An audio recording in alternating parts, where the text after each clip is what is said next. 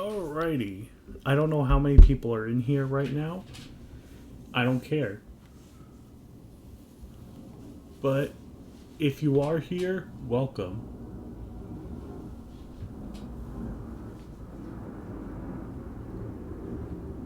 By the way, all that background is because I want the window to be open.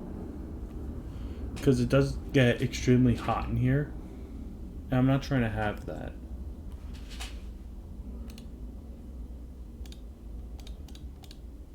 So anyways,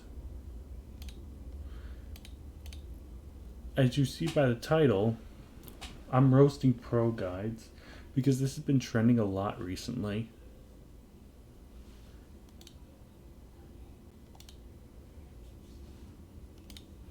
Everyone's been talking about how bad this is, and I just wanted to give my view. I've seen a few of these, but I wanted to save it just to show how absolutely bad it is. And yes, we're going through almost every character.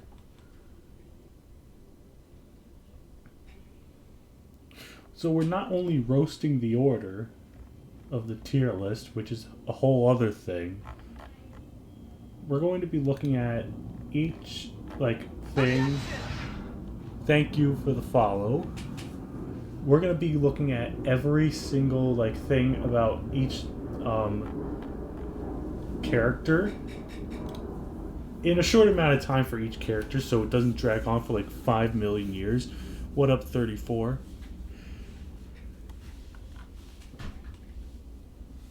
It's good you're here because your character is... Well, actually, I don't know if I want to go from the top to the bottom or the bottom to the top. That I still don't know what I want to do. I think I'm going to go from the top to the bottom. I'll start at the bottom? Alright, I'll do that then. I'll start at the bottom. It's all good. Alright. So, that's what we're going to do. But first, I want to see this. I want to read this. I'm going to turn on my playlist.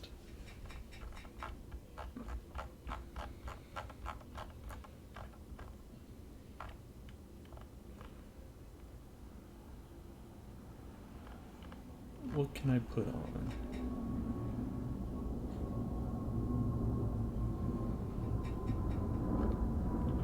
I'll put on this.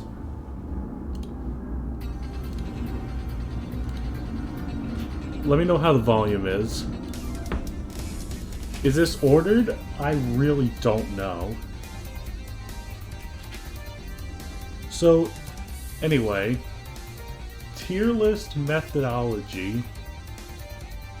How the ProGuides tier list SSBU, how the ProGuides SSBU tier list is decided.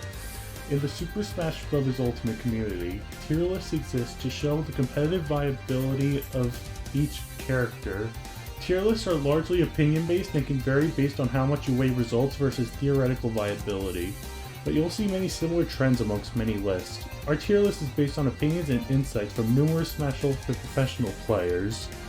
That's always a bad sign, because top players usually have awful tier lists. And how these characters perform in each update. This list is updated where there's a general consensus that a certain character has fallen out of favor or come to greater strength than they previously had, except for the fact that Steve, Sephiroth, and Pyra and Mithra are not on this list. I can understand Pyra and Mithra, but what about Sephiroth and Steve?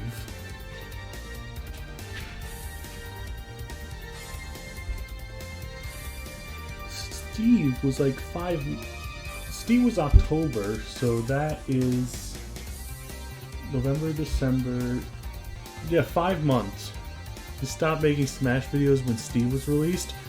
Maybe that's a good thing for all of us. Alright, how our tier list was calculated.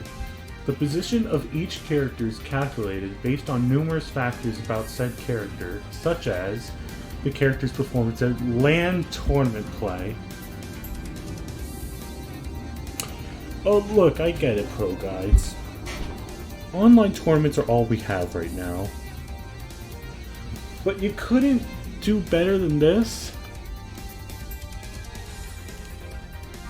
They said Young Link Arrow's top 15 move in the game. I am not looking forward to this then.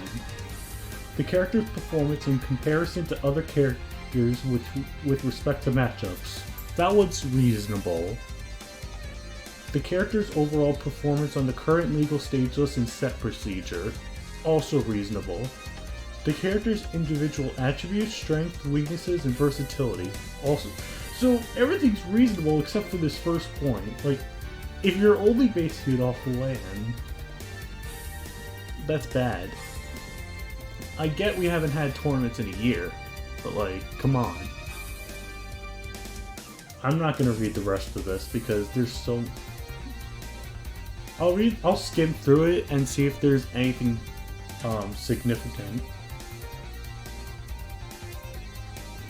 By the way, how's the volume of the music?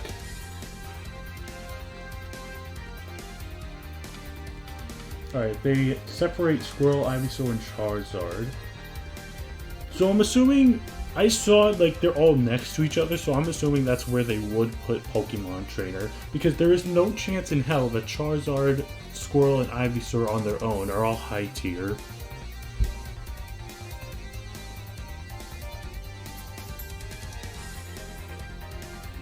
Every special move from Mies, alright. Matchup a character is good at can come...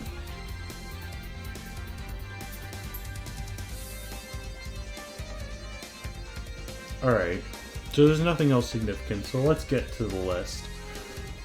So, if we're assuming this is ordered, then the worst character in the game is Incineroar. Look, Incineroar is not that good. I get that. Incineroar isn't that great of a character. But come on, he's not the worst character in the game. Let's look at this. Difficulty, easy. I don't know about that. I don't think he's an easy... I'm not sure if he's an... It's a bit too loud, I'll turn it down. That should be a bit better.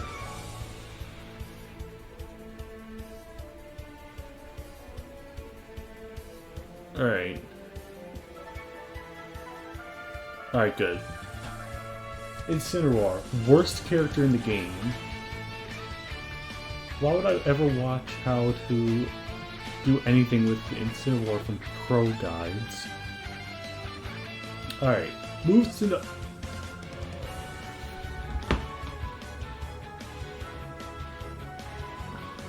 Okay, for a second I thought...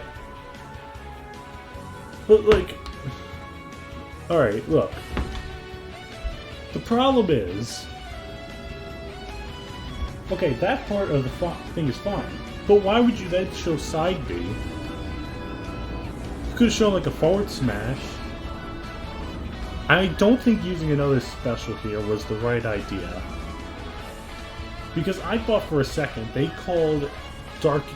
I thought they called that side B the down B. Maybe that's just me being stupid. Whatever. Down special. I'm not even going to read these descriptions in depth. Pointed chest outward. Significantly reduced damage if the next move is powered up.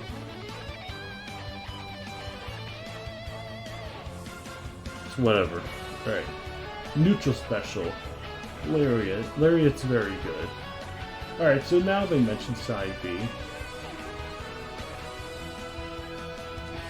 But you literally only showed the fail. Why would you show the fail only? That makes no sense. Alright, let's look at this. Characteristics. This is where people got the most triggered. Heavy archetype. Powerful smash attacks and numerous kill confirms. Heavy fighters play defensively until it's time to punish. Yeah, I'm sure. Advantages. Powerful attacks, KO early with revenge. Disadvantages. Terrible recovery, slow attacks, and slow moving. This is good. This part is okay. If we can keep a trend like this, we'll be fine. It's not going to be like that, though. It's going to get worse. It's going to get so much worse, probably, and I am not looking forward to this.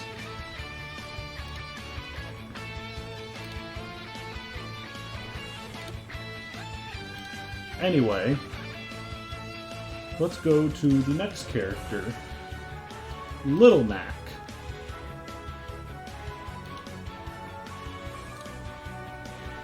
Little Mac, very easy.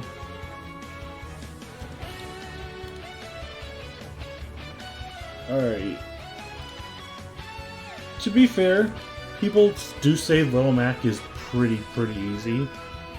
But, yeah. Little Mac, edge guarding. That's something you don't hear often. Down smash, side B, forward smash. So we're not going to mention down tilt. We're not going to mention F tilt.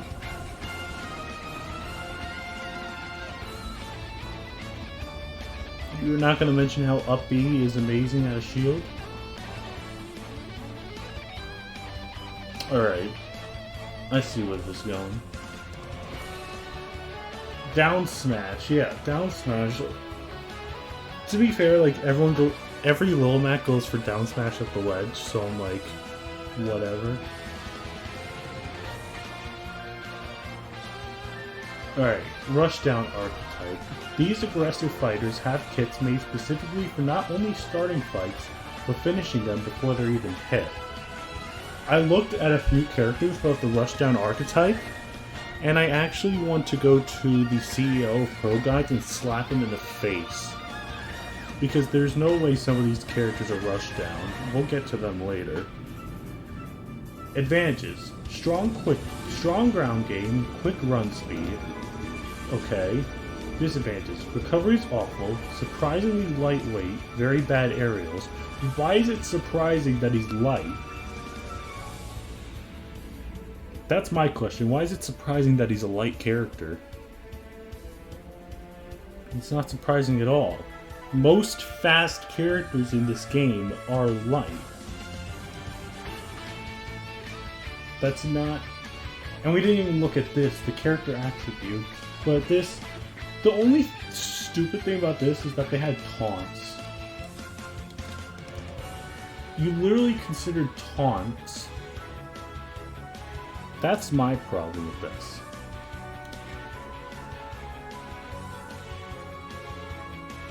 Speed, kill power, alright, damn it. Recovery is literally 0. And yet it's not even the worst recovery in the game. Well, probably not, I'm not sure. That one's debatable. Alright. Ganondorf. Ganondorf, easy. Maybe? I don't know.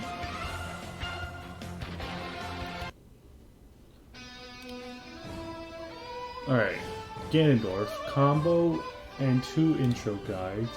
3, and then just a Ganondorf guide. Moves to know. Side B, no, yeah, side B, fair, and F smash. Do I even need to explain what's wrong with this? Why are you mentioning anything but Nair?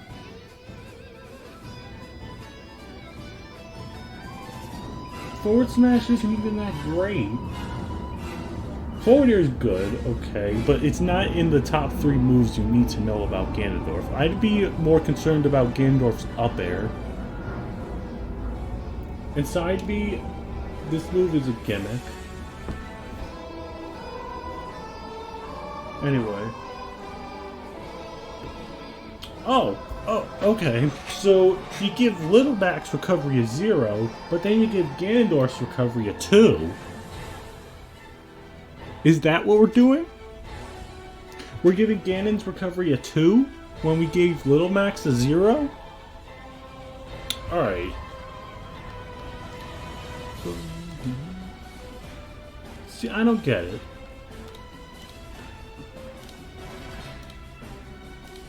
Anyway. I don't get that. Alright, heavy archetype. Advantages. Super powerful moves and good aerials. Extreme KO potential. Disadvantages. Terrible recovery, easily comboed. But you gave Lil Mac terrible recovery, yet you're giving this a 2. Ganondorf's recovery is debatably worse, though the buff may have helped that, but still, Mac has more options. Alright, damage, kill power, weight, that's fine. His speed is literally... His speed should be like 1 at best. These people... Thank you for the follow. His recovery should literally be a 1 or a 0 if you gave Little Max a 0. And his speed should also be 1 or 0. Why are you giving him credit? And again, why are you rating taunts? That's my problem. Why are you rating taunts? Alright, next. Dr. Mario. Intermediate. Let's go back. So we're putting Ganondorf in easy, Incineroar in easy, Little Mac in very easy, Dr. Mario's intermediate. Hello, Satoru. I know who you are. I will get to Min Min when we do. I'm going in order from bottom to top. Dr. Mario Edgeguarding Guide. Is that what this is now? We're edgeguarding with Dr. Mario? All you do as Dr. Mario off stage is run off the ledge and then down B. And then that saves your double jump. And then you get back to the stage. You're not edgeguarding with anything else. Down B, fair, and F smash. You're not even going to talk about pills? We're not even talking about pills? Alright. You put forward smash to look out more than over pills. When pills are literally broken and would be busted on any other character. But you put forward smash. Really? Really? Alright. What is this? Damage 3, kill power okay. Defense, why is defense? Speed, again, why is the speed 2? Dr. Mario is one of the slowest characters in the game. Neutral 3, weight 4. Weight's a 4. My guy, he weighs the same as Mario. Mario's a midweight. Midweights do not get a 4. Recovery, again, why is it 2? It should be 1. Alright. Rushdown archetype. Yeah, really Rushdown. Isn't Doc literally the midweight? I mean, I think he's literally the average weight with Mario and Corrin, and I think Pyra. Alright. Advantages. A lot of KO potential, I'll give you that. Mega Vitamins, stronger than Mario's Fireball. Disadvantages. Bad recovery. If Mega Vitamins are so strong, then why didn't you mention it in the moves to know? Am I being baited? I think I'm being baited with this stuff. I honestly don't know anymore. You say the Vitamin, you put the Mega Vitamins as one of his biggest advantages, yet you don't put it in the top 3 moves to know. Why? Alright, we're getting out of the bottom tier. Now we're gonna go to what I assume is the low tier. God, I'm only 4 characters through. I have to speedrun all this, basically. Banjo. Bottom 5. We put Banjo in bottom 5 now? Alright. Why are we putting Banjo in bottom 5? Intermediate. Okay, I'll give you that. In fact, I'd say he's a bit harder than that. Alright, down special, side special, down throw. See, at least you got the first two right. Down throw is debatable, but like... I'd be more worried about eggs.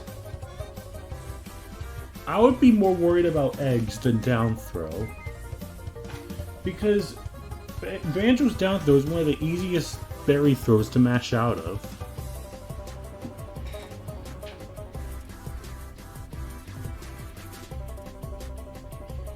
Yeah, grenades I'll give you. Wonder Wing I'll give you. Put neutral B instead of down throw. Are you on crack? Anyway.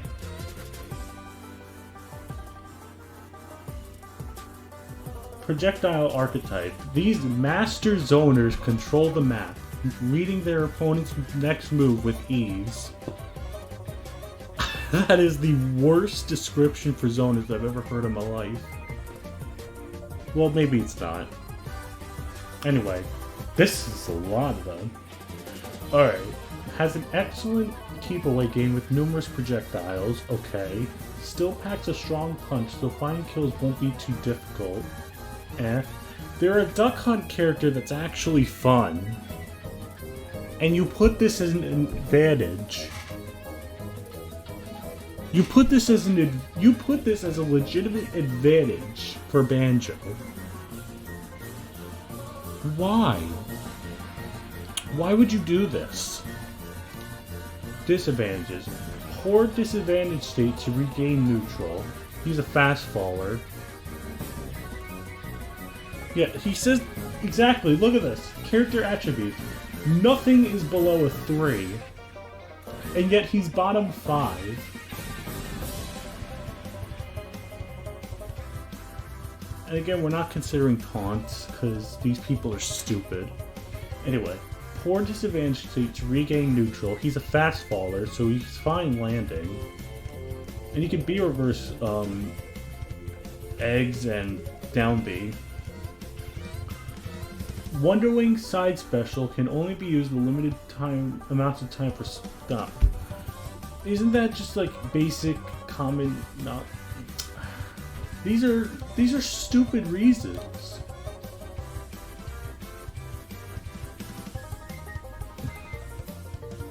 Fighting against the eggs with one of the shortest short hops is pain, but he still is in bottom 5. But according to these people, eggs are not in the top 3 moves you need to know.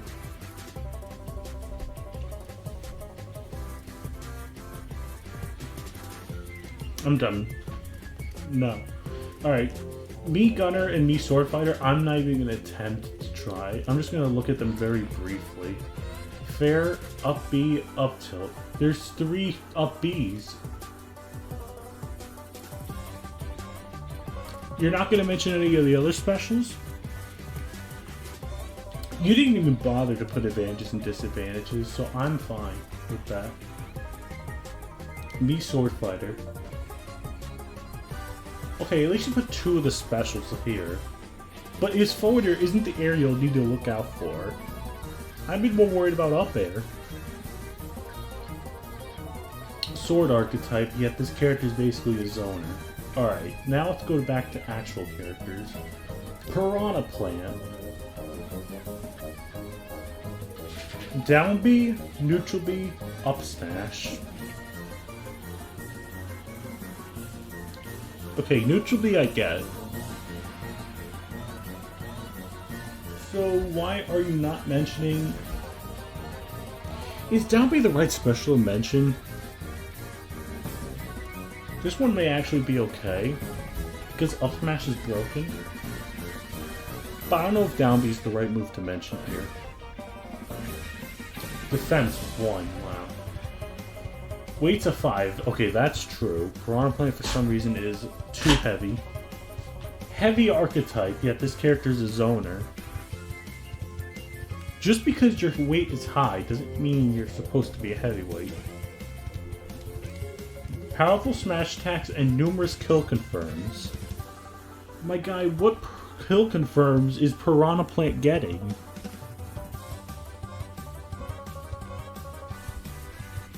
Alright. Advantages. Interesting moves. And mix-ups. You put interesting moves as an advantage.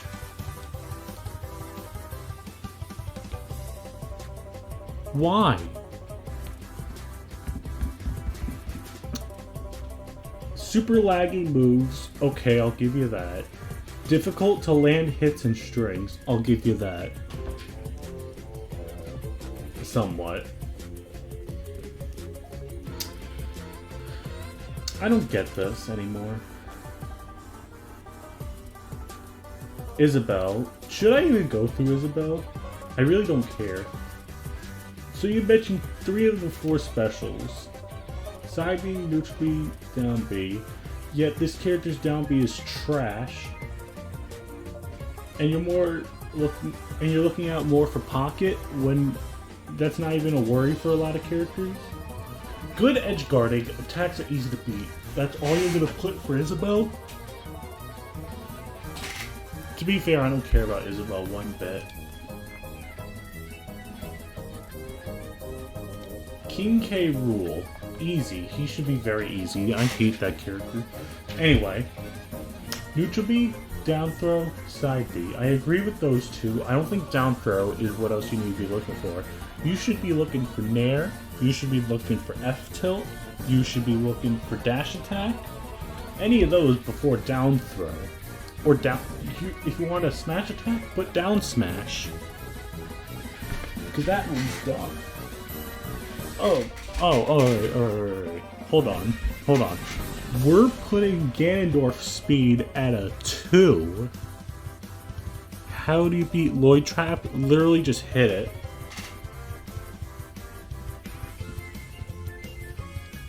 I think Blade Beam might be good for that. Not sure. But anyway, we're putting Ganondorf at 2 for speed, but we're putting King K. Rule as a 1. Don't you see something wrong with that?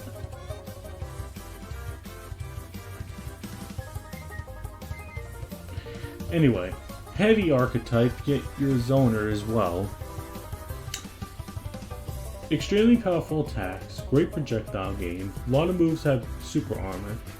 Very laggy moves, combo food. This one is actually okay.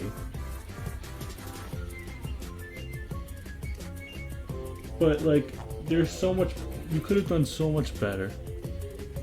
Well, Sephiroth, I don't know what he does. But Cloud should be fine.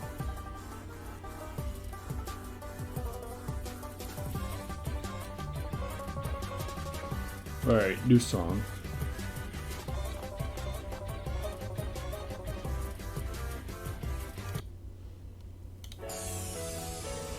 Simon and Richter are next. I'm gonna go Simon because everyone likes Richters and I don't. No, I'm only kidding. Simon. Hard. That's actually accurate. Down air, down B, and up B. So you're not even gonna mention his 2 best moves? We're not mentioning cross. We're not mentioning F-tilt. We're putting down air. Hold on.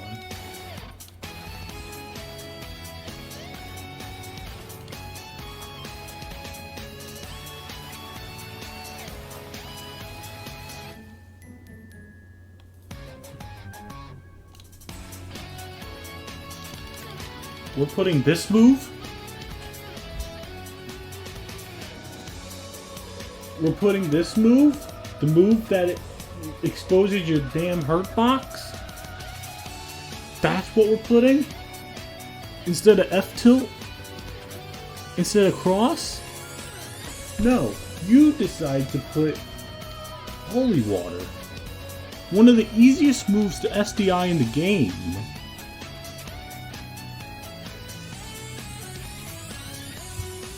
up B as well. It can KO much earlier as an aerial combo finisher as early as 120.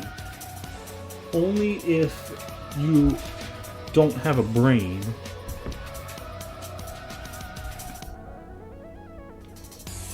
What is this? We're putting this move. Move that exposes your damn foot on a dive kick. Why?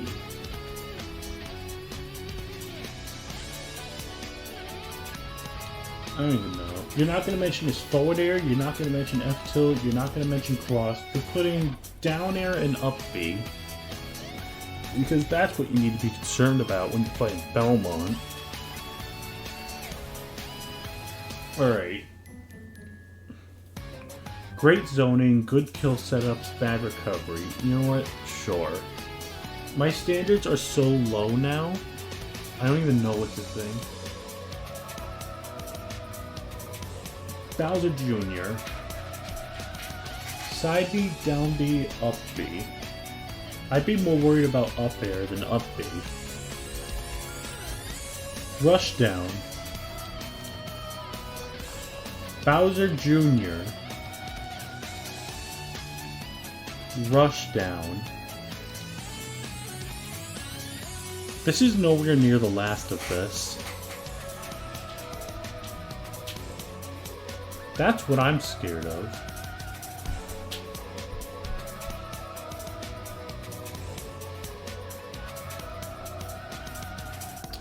Solid, some good disjoints and hitboxes, solid grab combos. You have to...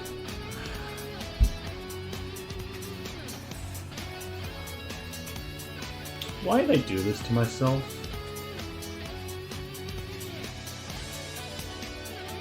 Why? Would you ever put this as a... Why would you save it? Junior's Diet Sonic? Sonic ain't rushed down either. Well, Sonic's weird, but... You have to play as one of Bowser's terrible children. And you put that as a legitimate disadvantage.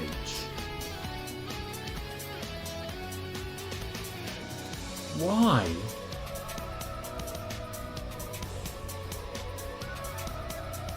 I don't know. You know what? I'm gonna skip a lot of... You know what? I'm gonna go... I'm just gonna skim through the rest of D and C tier. Oh, that's a crime. Putting Falcon's Taunts as only 4 and 5 instead of 5? That's criminal. Alright, I'm gonna only skim through the rest of D tier, and I'll skim through C tier. Because where I want to look is from B, A, and S. That's what I want to look through. So consider this a lightning round.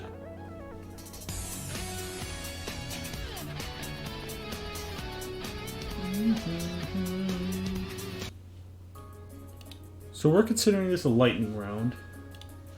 Lucario, intermediate. Neutral B, side B, down air. Why are you mentioning down air? Rush down, maybe. Extremely powerful at high percent, strong projectile, slow movement attacks, melee moves lack range. Whatever. DDD. Side B, neutral B, down throw. You did not just put down throw over any of his aerials. Heavy, but he zones. Also, they put DD higher than King K. Rool. Many strong attacks, good recovery, powerful projectiles, slow attacks and movement, easily caught in combos.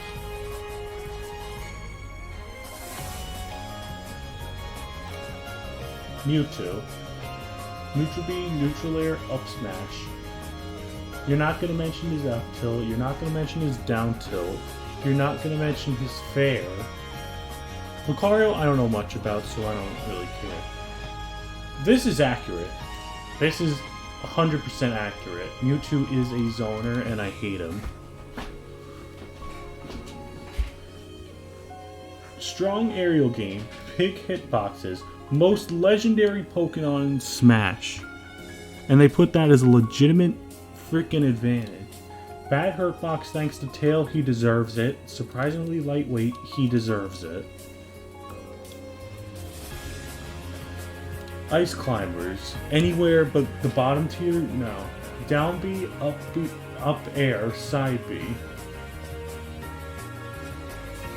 Alright.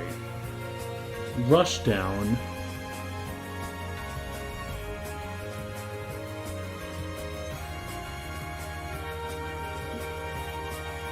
Ice Climbers is weird, because they never work. Good desync mix-ups, great grabs, excellent damage dealer, reliant on each other, being alive for recovery, damage, and neutral AI can be wonky. Puff. Rushdown. Back air, down B, up B. So where's Pound? Where's Pound? Pound is way more broken than back air. Great recovery, edge guard, strong KO moves, dies early and easily, fairly slow. Kirby. Very easy, that's true. Dash attack, down air, neutral B. All the Twitter Kirbys are going to be so mad that you put down air here. What the hell is down air for? Who did I just put? Puff. Oh yeah, Puff's down air stupid. All the Kirbys are going to be mad that you put down air here. Because if you see any of them, they're always just going to complain about down air, and I don't care. Exceptional recovery. This character's recovery is okay, at best. And you put Poyo. Dies early and easily, low damage. Low damage? You did not just say Kirby has low damage. When this character up tilts and back airs for free. Also, recovery as an advantage? I don't think so. You got 6 jumps, but you're not going anywhere with that air mobility. Finish off D tier, DK. Dash attack, grab, neutral B. You're not putting back air. You didn't specify forward throw. We're not mentioning down B.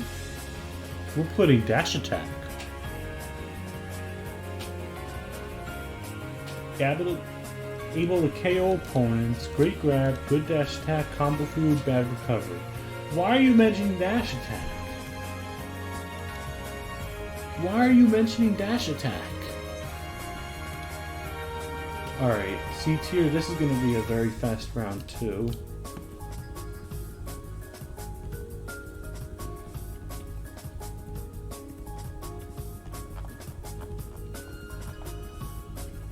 What else can I put on?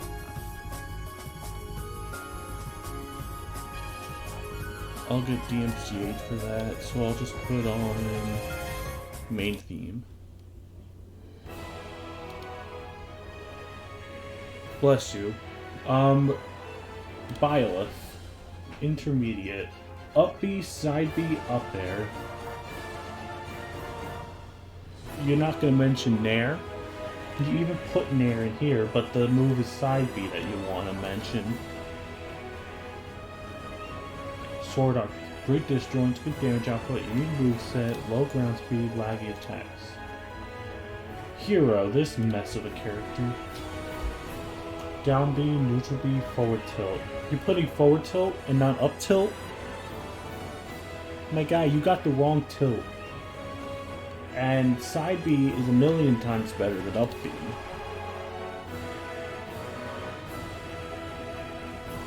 Projectile archetype. Has potential for devastating kill power. You spelled devastating wrong. Many different approaches to a game plan with him will make your opponent salty with use of one-hit KO moves. I just want to skip to the freaking B tier already. I'll just check if there's anyone significant.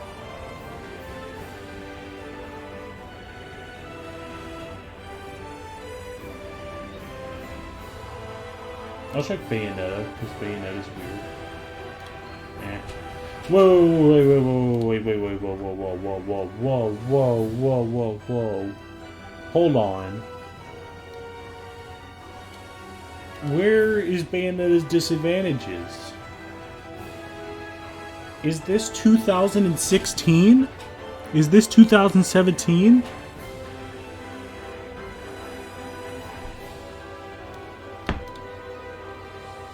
This isn't 2017, my guy.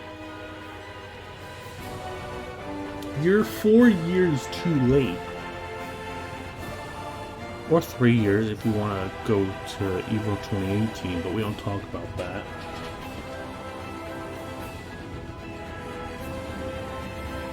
Up B, side B, down B.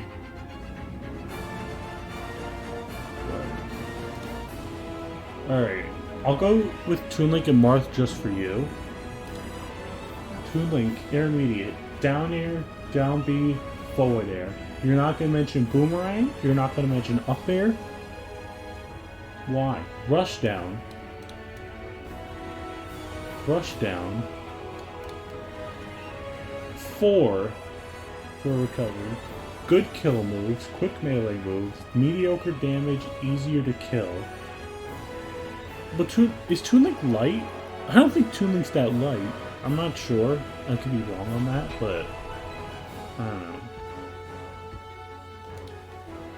And Marth. This kid. Hard. Forward smash.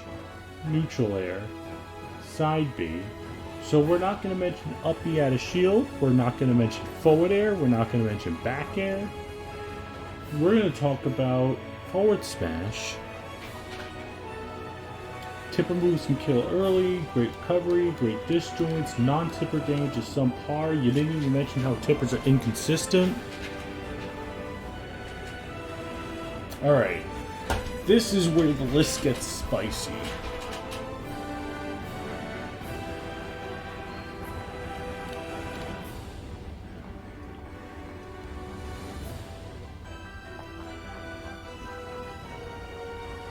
This is where the list just goes all over the damn place. And I don't know why they thought this was okay. I'm gonna put on your party, Saka. Min Min. Difficulty. Hard. Do I even need to begin on what's wrong with that?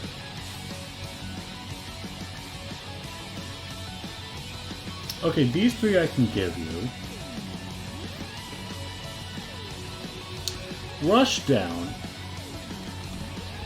Rushdown. Who made this?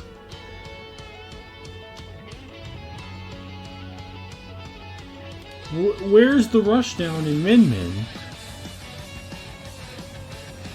My guy, where is the Rushdown when this character is forward smashing you from 3/4 of the stage away?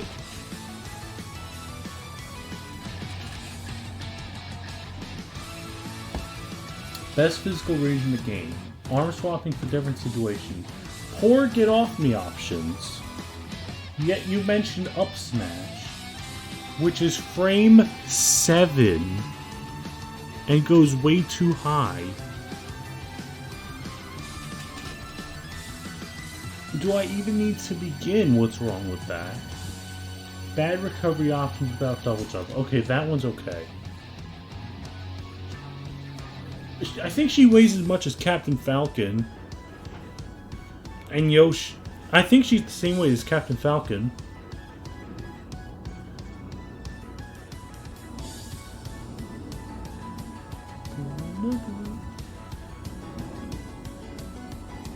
I don't get this. Why would you give her recovery a 3? Why would you give her freaking weight a 2? Why is her weight a 2? Why is her weight a 2? She's a heavyweight.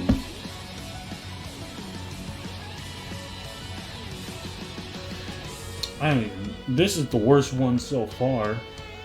This character is not rushed down. This character has a frame 7 up smash. This character's weight is definitely not a 2. And this character is not hard.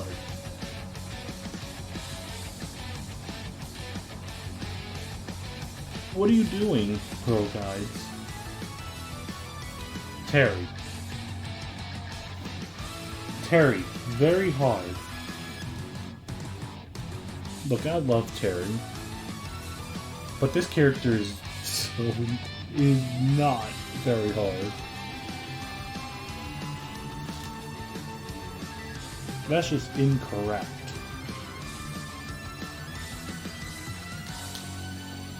Anyway. Down B, side B, forward tilt. So are you talking about both side Bs? Honestly, I can give this a pass. They didn't mention rising tackle. They didn't mention forward air. But you know what? It's okay.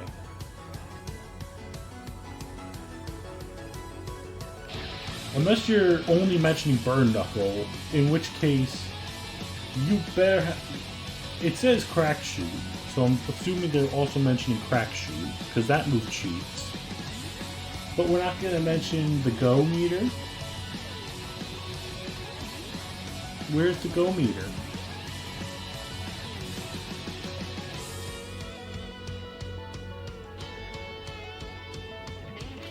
Rush down. Yeah, rush down while this character's crouching and turtling and shooting power waves at you. Advantage: great ground game, powerful specials, strong punish game. Disadvantage: slow aerial mobility, easily juggled, mediocre recovery, except for when they mix up their recovery to infinity and they have an invincible up B throughout their entire body.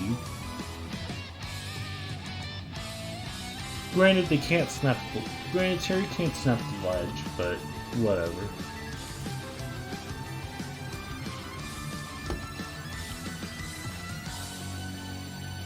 Cloud. Easy, that's true. Down B, forward air, up air. We're not going to mention back air. We're not going to mention cross slash. We're not going to mention up B at a shield. Why? Large lingering hitboxes, limit provides speed and KO power, mediocre defense and recovery, predictable neutral and kill moves.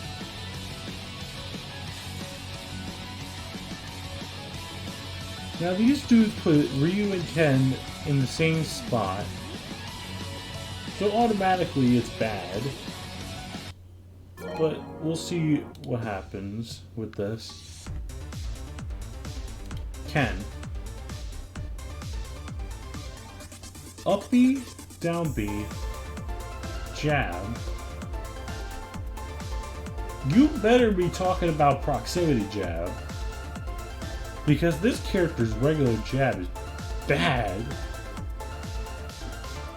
That move does not work.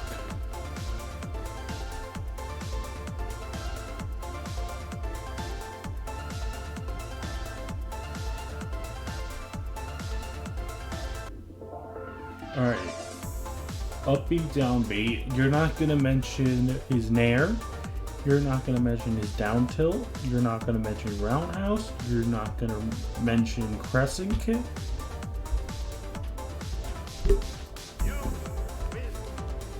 Don't you see a problem with that?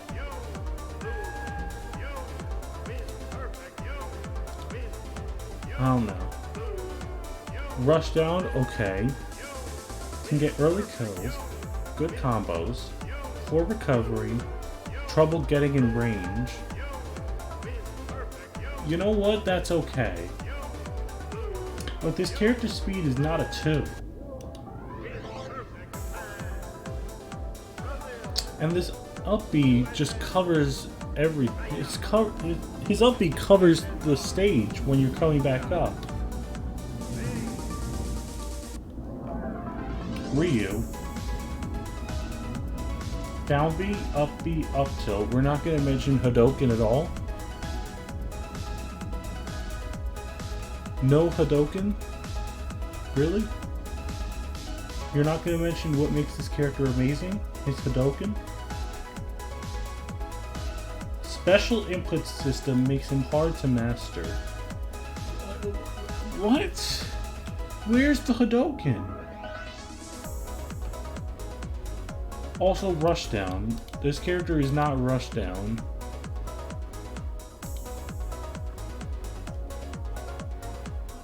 I saw stuff about Wii Fit Trainer. Why the hell is Wii Fit Rushdown? It's like this website wants me to hate them. Does this website want me to hate them? Really? You're gonna put Wii Fit in Rushdown? Why?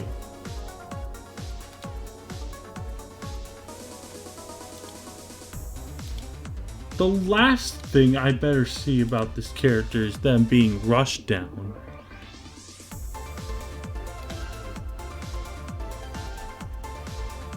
That's the last thing you ever want to say about Wii Fit Trainer. Also, all this character's being 4? Why?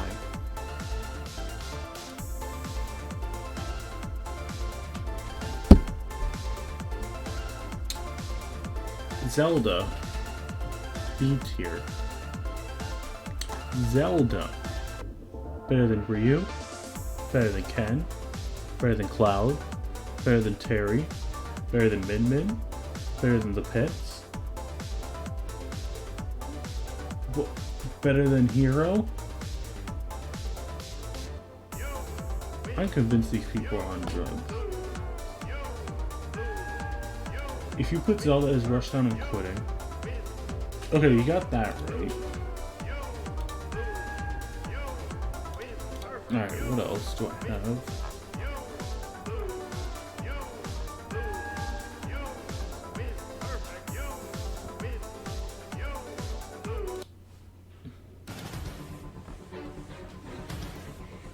I'm only going to go through a few more of this, but then I do want to look at all the top tiers. Sheik. Rushdown, okay.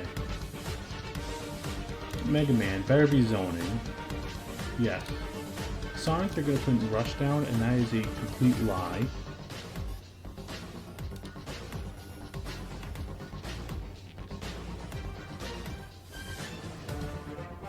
Samus, Dark Samus, that's going to be zoning, but...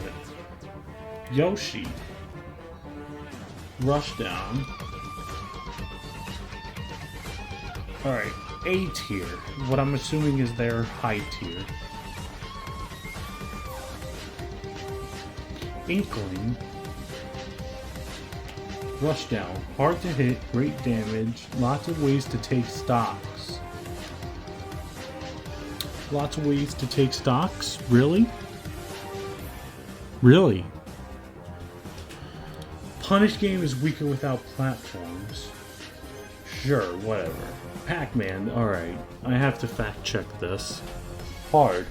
Harder than Inkling? Nah. That is not true. Down B, forward air, neutral special. I understand. Okay, this one I can actually give a pass. But you're not going to put forward smash? Alright. Unique moveset, good combos and damage sources. Punishable grab. Again, are we back in Smash 4? Can struggle against high-speed characters. Somewhat, but most of them he can handle. Greninja, Rob, Olimar. I want to see this.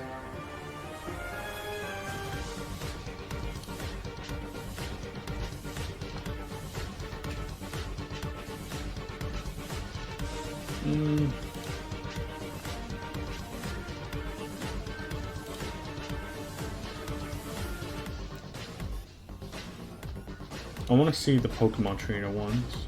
Rushdown. Rush down. This Ivysaur is not a... I would not say Ivysaur is rush down. And Charizard's rush down, but not heavy? Alright, then we're gonna go put King K. Rool in zoning, and so are we with King DDD. I need a song for the top tiers.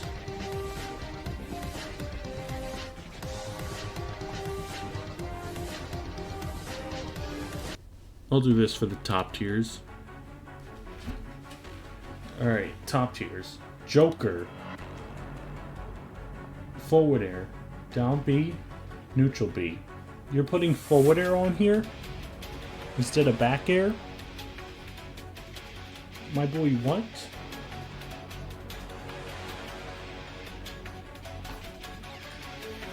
Good strings and damage. Good recovery. Relies on Arsene to take stocks. Dying resets Rebellion Gauge. I'm not even going to go into anything with what's wrong with that. Shulk. Neutral B, up B, back air. We're not going to mention Nair. We're not going to mainly Nair. We're not going to mention forward air. No forward air? Alright. Versatile and interesting playstyle. Massive hitboxes. Can do everything well with the arts. Tough to learn and master. You know what? Whatever.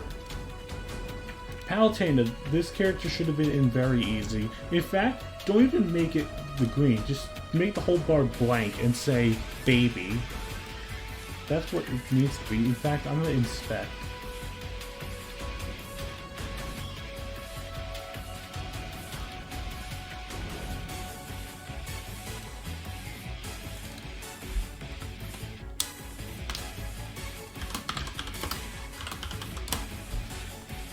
Boom. Baby mode. Down throw. Nair, side B. I'll give you that one. Projectile archetype. This character zones as well, so I'll give you a pass. Great mobility, excellent kill options, great aerials, struggles when on the back foot, several moves have high end lag. Wolf. Down smash, neutral B, side B. We're more worried about side B than Nair. Huh? Projectile. This character is literally all the archetypes, except for heavy. Great neutral, great disjointing range, plenty of kill options, exploitable recovery, except you can't go off stage against this character or you die. Next, Snake. Down B, forward air, neutral B. Why are we mentioning forward air? Where's up tilt?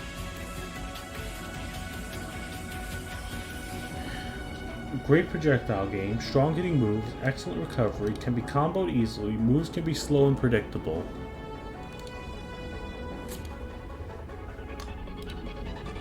Wario. Now we're getting into the top 5. There was no Steve or Sephiroth or Pyramithra. Down B, Nair, neutral B. Where's the up tilt? Because clearly this is outdated, so where's the up tilt? Good kill options, many fast attacks, great recovery, poor defense, just a gross guy. What?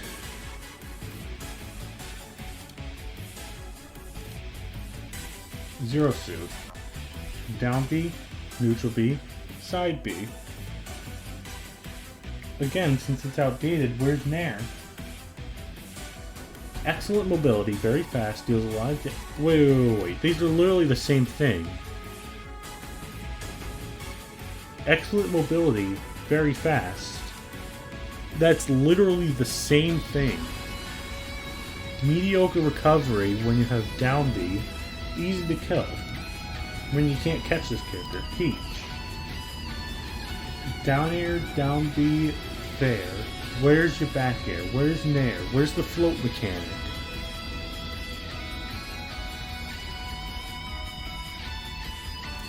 exceptional combos and strings, great air mobility, versatile projectile. Pikachu, often seen as the best character in the game. Down air, down B, neutral B. Why are you mentioning down air over forward air, over back air, over up air? Why? Over quick attack? Rushdown, great recovery, many strings and combos, excellent edge guarding, dies early, not a lot of kill confirms. And finally, Mario.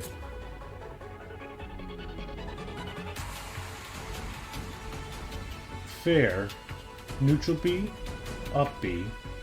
We're putting fair over back air, over up air, over down throw, over up throw. Really? Easy to learn, great recovery, not a lot of kill confirms. No, you know what? Never. This site is garbage. You should never go here. You should have never gone here in the first place. I don't know why people decided to go here. This is the worst website I've ever seen in my life. I'm switching over to the tier list of the Smash reveals. So I will be right back when everything is set up.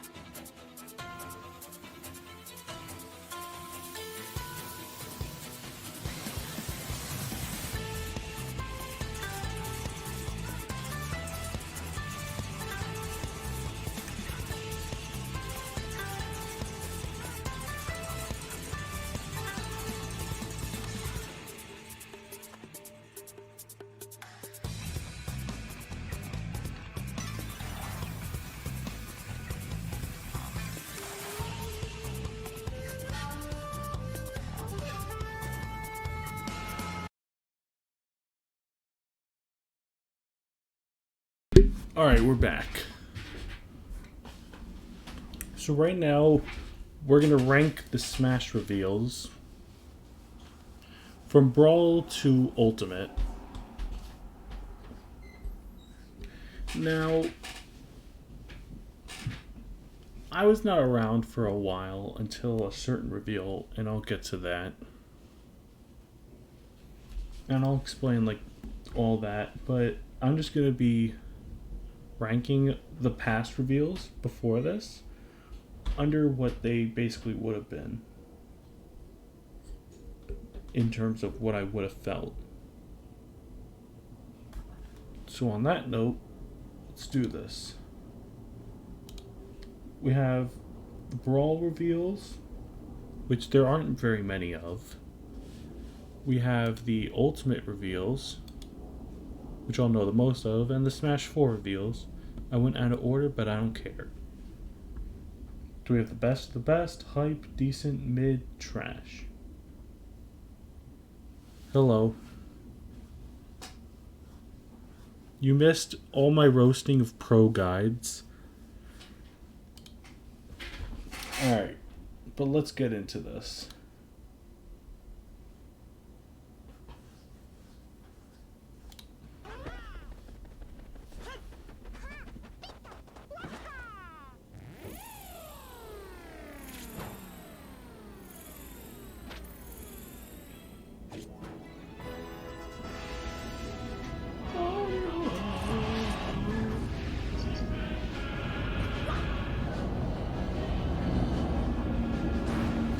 Meta Knight?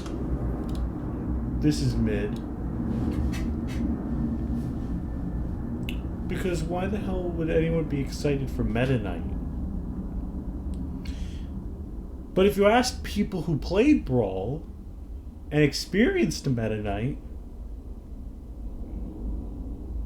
they may have some differing opinions. Yeah.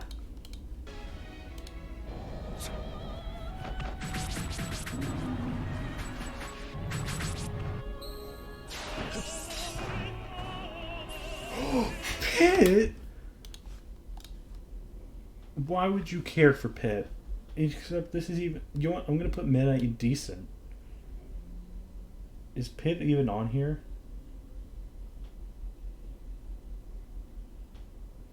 Yes. Pit is mid. I don't want to say trash, because it did revive Pit.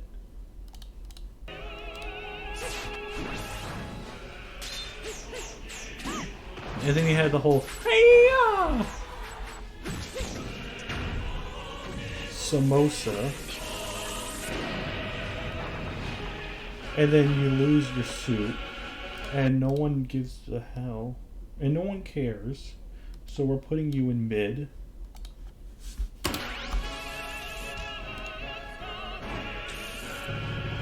Now Wario's cool.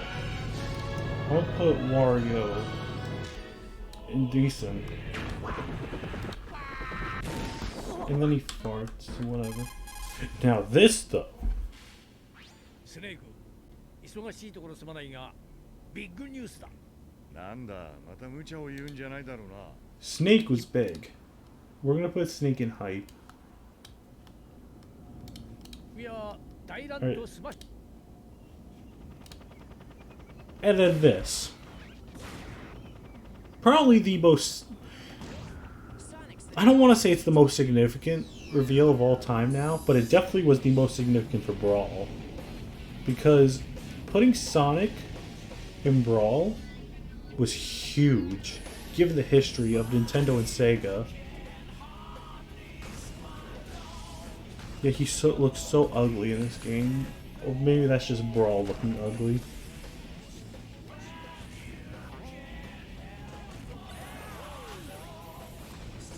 This was big. This has to go in best of the best, right? Because it's Sonic the frickin' Hedgehog getting into Brawl.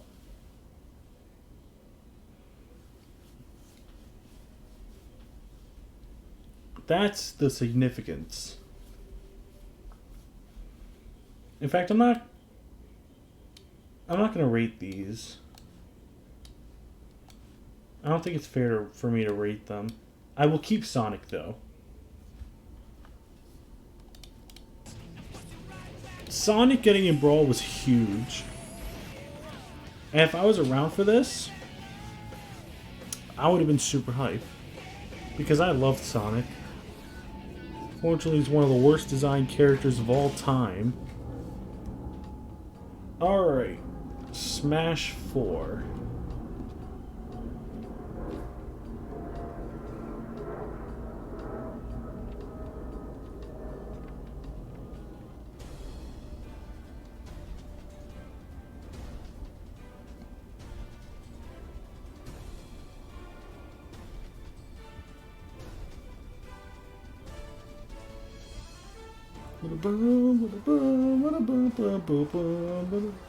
Alright, this was the reveal of 3DS and Wii U.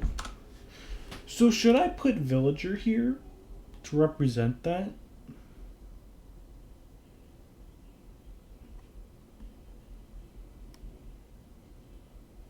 Where is Villager on this? Villager's here. As a Smash 4 for a new game, it would have been in these two. Villager himself, mid.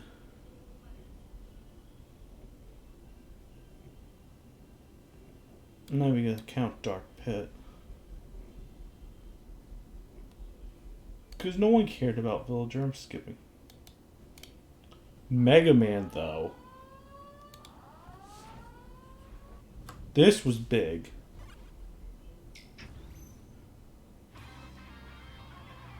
Seeing Mega Man of all characters, it had the same effect as Sonic. Mega Man was hype. Because this started Capcom's representation in Smash. One of the most iconic NES characters, then turned to PlayStation, but that was more Mega Man X. This trailer was sick as well.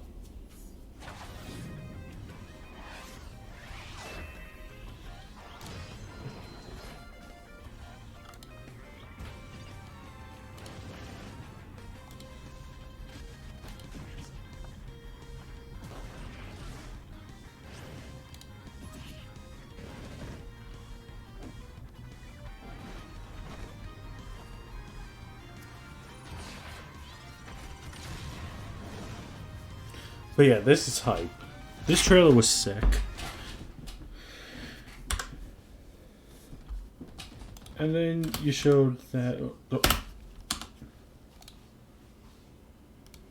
No hesitation. No hesitation. In fact, I'm making a new tier. No, get back down there.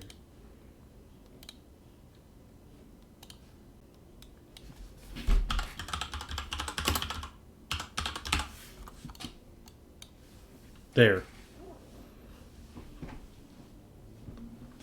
No hesitation. You do not get any mercy. You're done. No. I refuse to put Wii Fit Trainer anywhere else but there. Zero hesitation.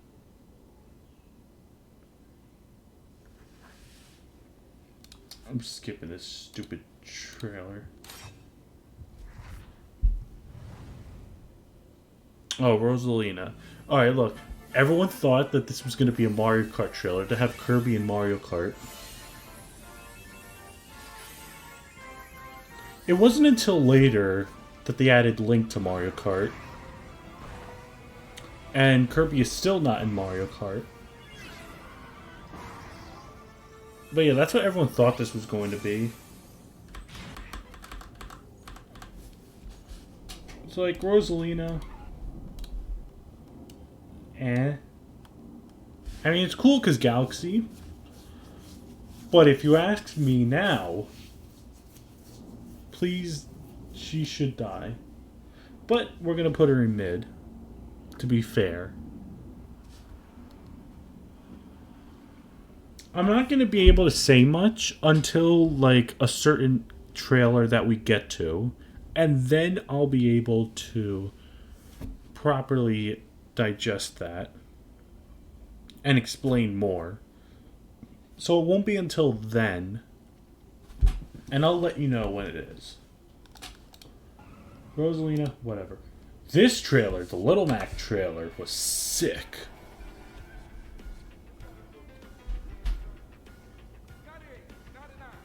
Got it. 101.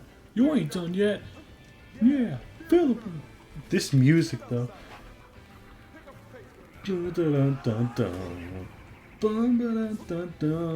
This is so good, this music. Little Mac is hype. This was a hype review. Because it also is like a boxer in Smash. That's sick. This art style is amazing. But then we realized he literally had nothing else.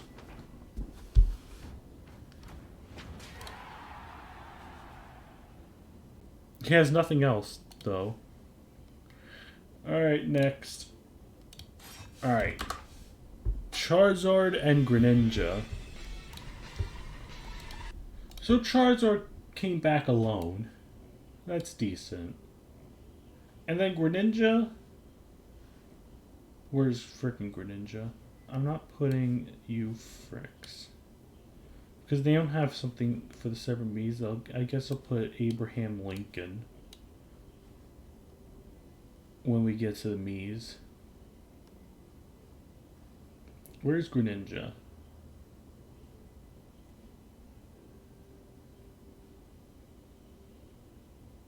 Am I blind or is Greninja not here? I don't think Greninja's on here.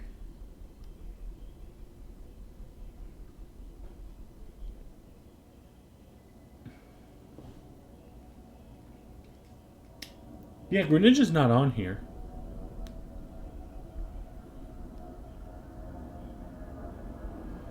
Greninja would also go in decent. Next was the Mii trailer. Okay, this trailer was amazing. This is by far the best Smash 4 trailer. Trailer alone, this is the best.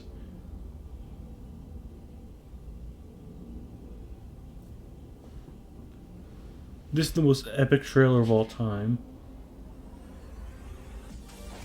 Yo, he charging.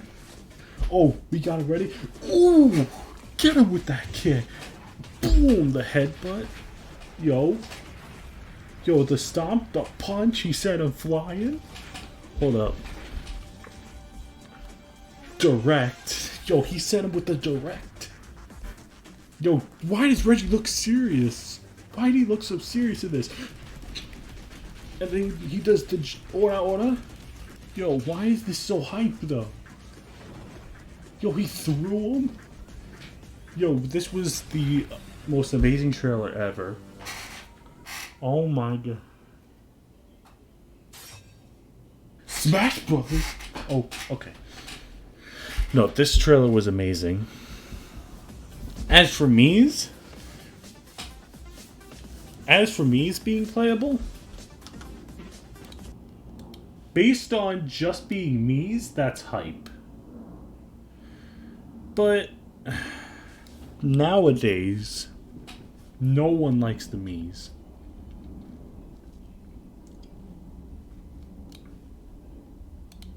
And then this thing, Palutena.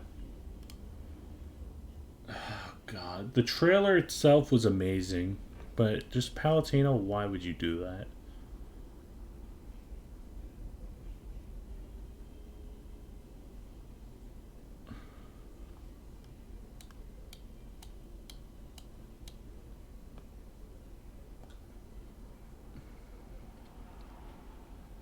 No.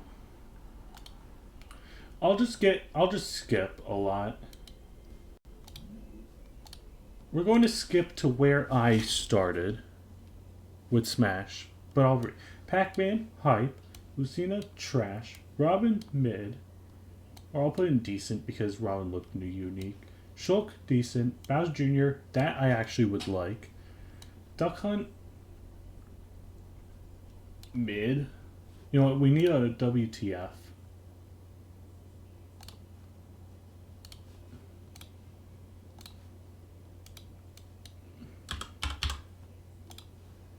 That's where Duck Hunt goes. Ryu would be hype, but he got leaked. If he wasn't leaked, he'd be in best of the best. Alright, now we can start from where I started Smash.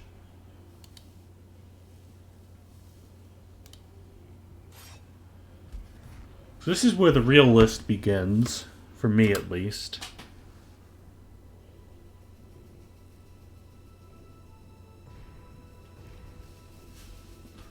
So I got Smash around, I want to say August 2015. So that was like 2 months after Ryu came out. So I had played it in our local mall And then for my birthday party, because my birthday's in July, we got a game truck, and it had Smash in there. So then I was debating on getting the game. And then I got the game, and I liked it a lot. I was a casual still. So this was my first Smash trailer to watch. This was the first one that I watched. And for the first one to watch, I don't think I could have come in at a better time.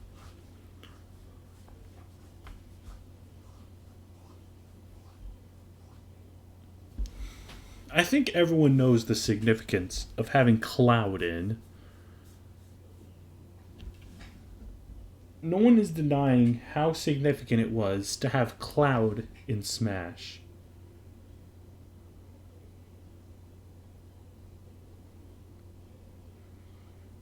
Because just the whole thing of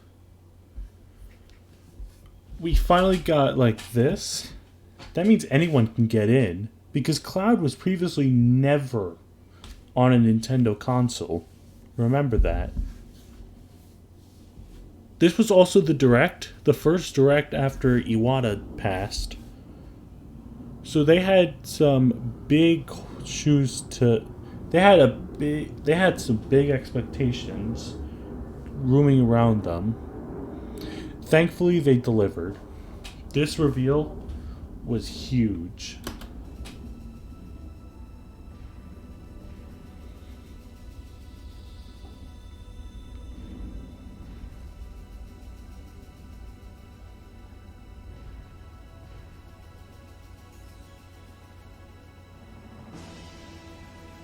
God, wow.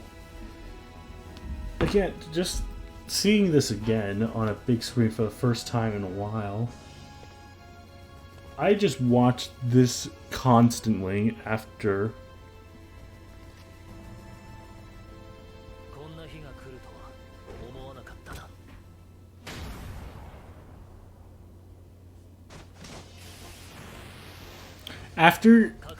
After a trailer, I love to look up reactions on YouTube.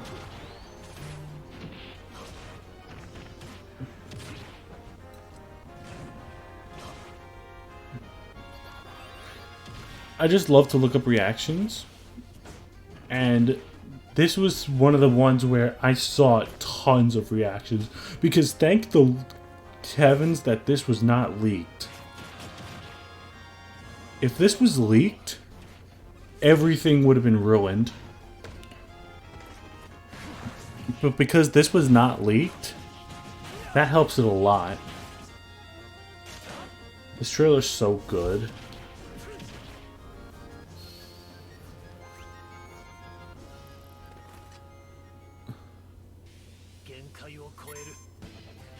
When I first saw like when Cloud started, when I saw Final Fantasy VII, I'm like, oh, is that... Because I didn't know much about Final Fantasy VII. So I'm like, isn't that to do with the big sword somewhat? Because I watched a documentary on the history of Nintendo. And was talking about, like, why Final Fantasy moved from Nintendo to Sony was because of the whole CD thing. Nostalgia trip? Oh, I'm just getting started.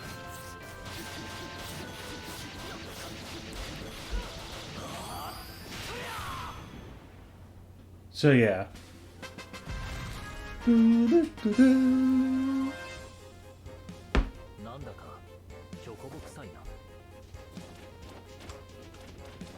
then the next month after, there was a whole direct. Alright, so with how significant this reveal was and what it did for the rest of Smash, there's no way it can't go in the best of the best. It's literally a lock. For a long time, I consider this the best Smash trailer of all time, even during like the whole all of Ultimate reveals, until recently. But Jeez. This was massive. Alright, next.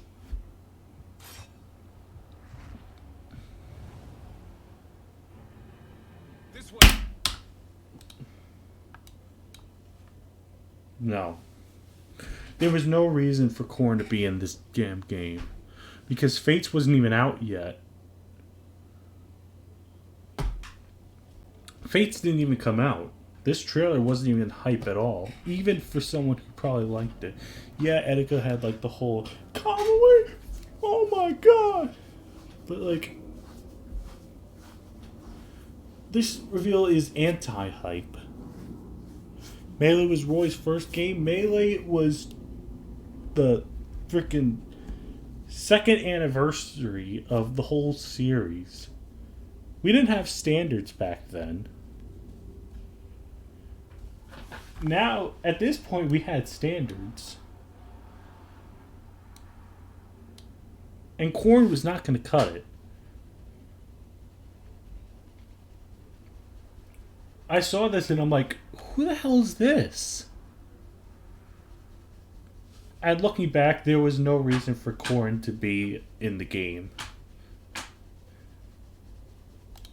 I'm skipping this stupid trailer.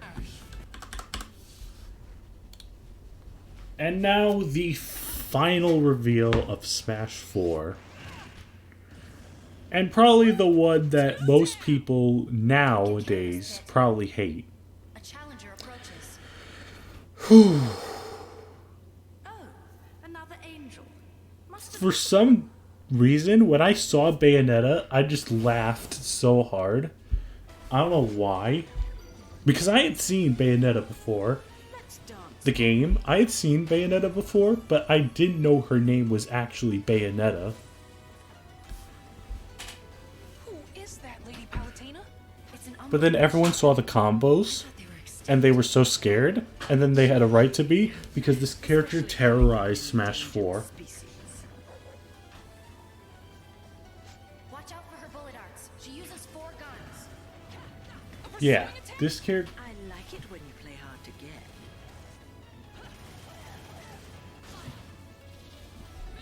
Wow, they're huge. Pause. Weaves attacks on the limbs of demons. So yeah, Bayonetta... How do I rank Bayonetta?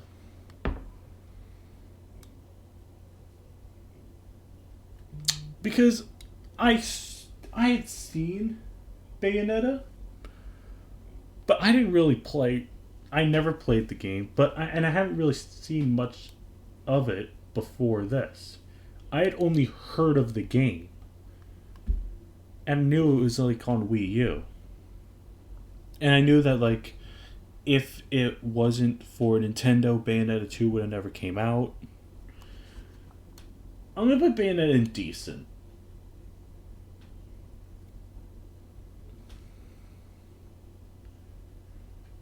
That's where I'm gonna put Bayonetta. Go through the rest of the trailer. Okay. I got a lot to talk about for this. So, how do I describe it? Why do you smash your spacebar? I don't know why I press on it so hard, but that's just the way I pause the videos. So, context.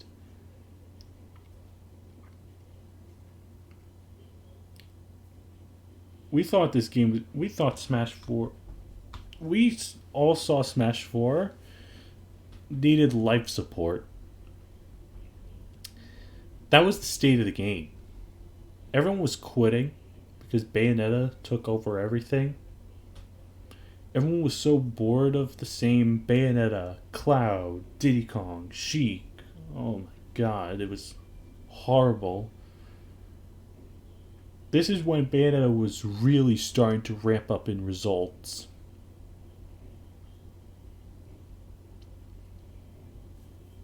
And we were all hoping for another Smash game to come soon. Only had a problem with Bayonetta, everyone else was fine. To be fair, that's fine, because Bayonetta was the big problem. But everyone was convinced that if Smash was going to happen, it was not going to be for a while, and it would be sometime at E3. Not a March 8th Nintendo Direct that was meant to celebrate the 1-year anniversary of the Switch. Yeah, because keep in mind, this was only 1 year after the Switch had been out. So, no one thought that there was going to be another Smash game for a while. And no one thought it was going to be revealed in this kind of Direct.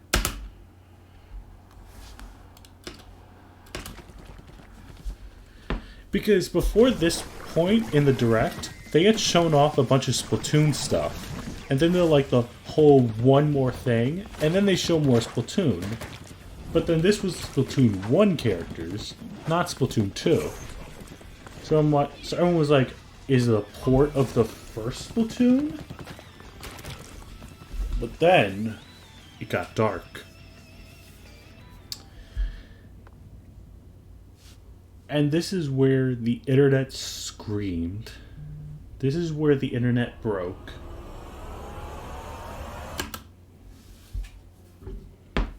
Just that.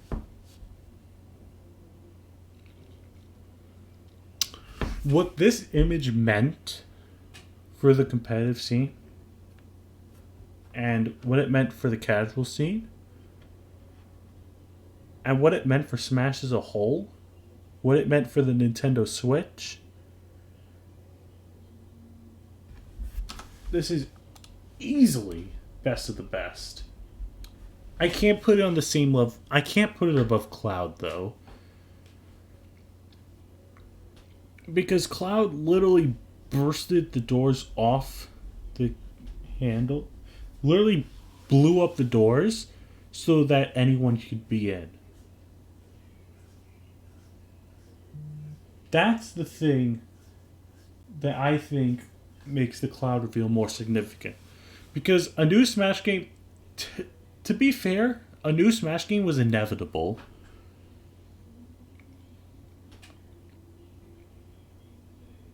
So yeah.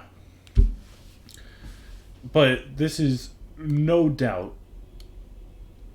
If I was alone in the room where I watched this, I would have flipped out. But I had to like stay calm when I was watching this, because I like to watch like Nintendo presentations on like a big screen, like a TV.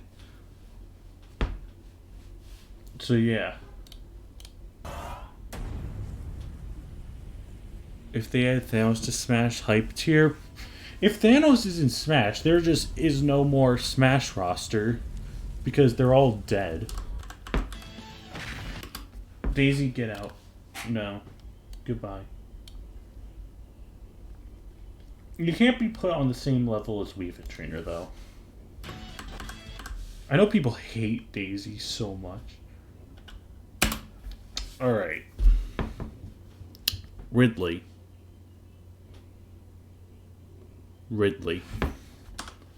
We have to watch the Everyone Is Here trailer.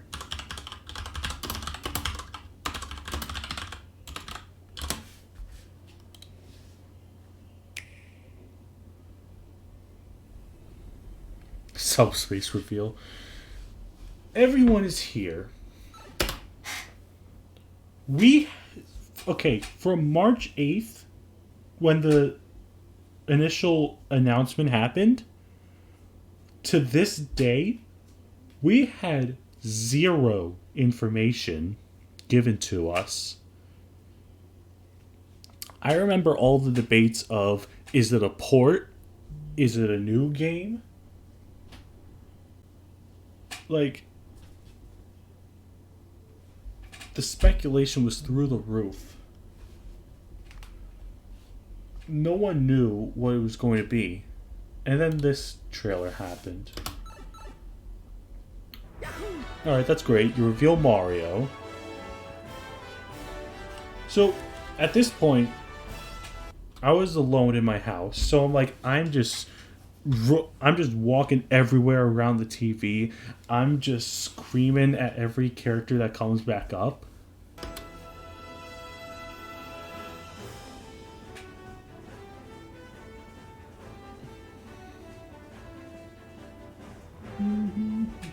Looking back at this is so amazing.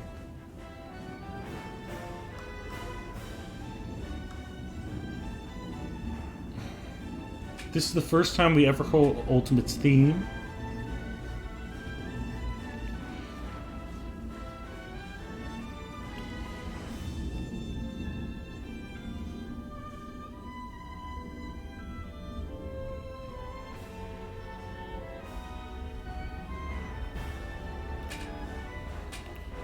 And then, like, all this is typical right now.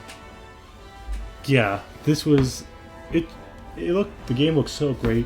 When I saw this, I screamed no.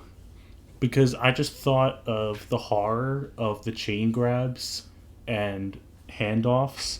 And I'm like, why? But then they balanced it, and now this character's terrible, so it's whatever.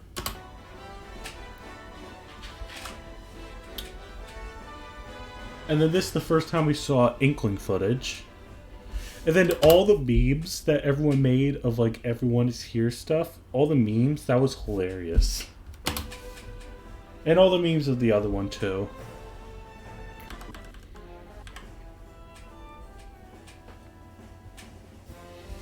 But of course, the biggest part of this trailer... 3, 2, 1...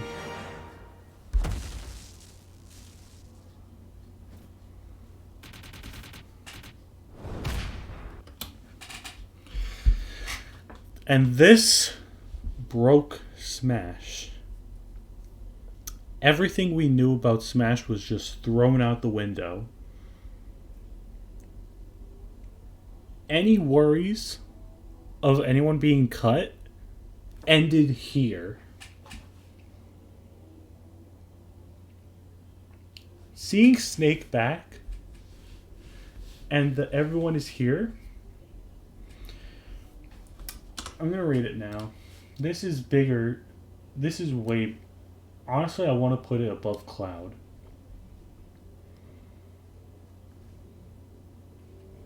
Because just knowing that no one is getting cut, everyone's back, I don't know how you go wrong with that. After this, like a few hours later, I went to a local. And like at the local, they had a TV. And they were like streaming all the... They were like streaming the Invitational and stuff. And like on my way there, I'm talking to everyone about what happens. Like all the character changes, all that. I remember I was watching like MKLeo play Sonic on freaking the Pokemon stage from Saffron City. I just remember watching all that on the way there. Talking, like seeing everyone post videos of E3 footage, speculating, posting tier lists from E3. So like, yeah. Like you see Pichu back. Roy, Lucina, everyone booed at Bayonetta coming back for obvious reasons.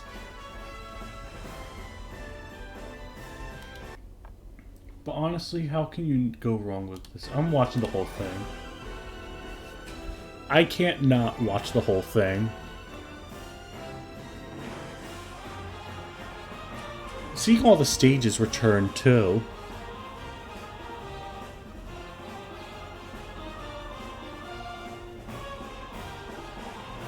Sometimes I want to tear up when I watch this.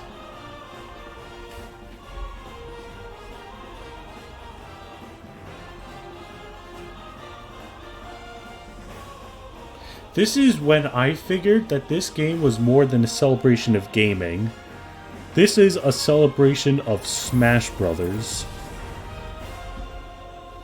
This game was a celebration of the history of Smash. So yeah. And then we got like 20 minutes of info.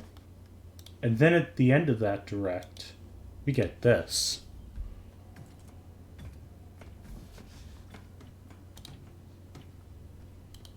You get this. This, ladies and gentlemen, is the most memed character in speculation history, besides Waluigi. Because everyone said, oh, Ridley's too big, he can't be in. But then, like, everyone kept hoping, like, will he be a boss again? Because, like, Pyrosphere in Smash 4 ruined everything. Because everyone kept wanting Ridley. Everyone voted him in the ballot. Sakurai commented on Ridley, saying he was too big. And everyone just thought, like, Ridley's not coming. But then with a new Smash game, people are like, oh, could Ridley come? And then I looked back at a reaction where I'm like, where someone went over the stages and they were looking for Pyrosphere to see if Ridley was going to be there. But then Pyrosphere didn't get added to the game. So, like,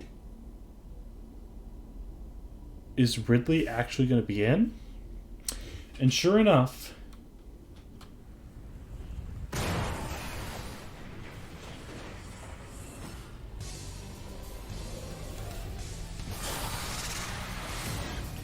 you put Ridley as a fighter. And of course they had to say hits the big time.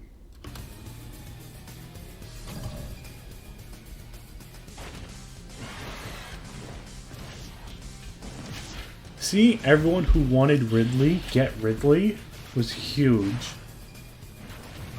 Because everyone, I can't even talk about how much Ridley was memed on.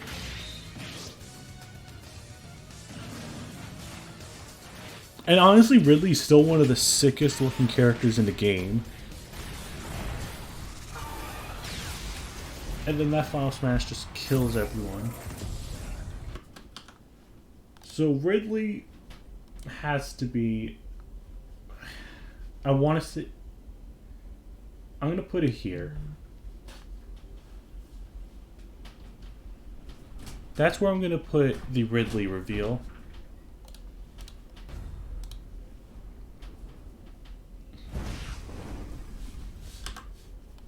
Alright, next up.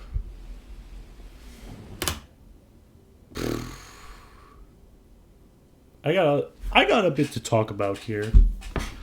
So I went to SmashCon this year in 2018. Luigi's Mansion 3. It hinted at Luigi's Mansion 3 because of the new Poltergust. But here's the thing. This was the day before I left for Super Smash Con that year. Because it was going to be my first year going there. We got the announcement of a Nintendo Direct, of a Smash Bros. Direct at EVO. I think it was like before Melee Grand Finals at EVO that year. And that's the year like Leffen beat everyone. But we got that. And there were already like some rumors of Simon joining. But I'd say in the middle of the day, I would say more towards the evening, like 4 or 5 p.m., Twitter was going crazy because Nintendo accidentally leaked the song Bloody Tears Monster Dance. But I'd seen a tweet from Omni that's like, if you don't want to be spoiled, get off Twitter. Get off Twitter. And then I deleted Twitter from my phone. I got rid of Discord as well. Luckily, I did not see the leak. I was saved. I did not see the leak of the song. So I had no idea what was going to happen. I should consider myself lucky for that.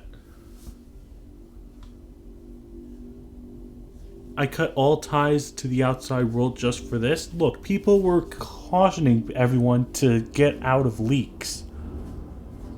Unfortunately, I can't say the same for another Nintendo leaked thing, but we'll get to that later. So, yeah.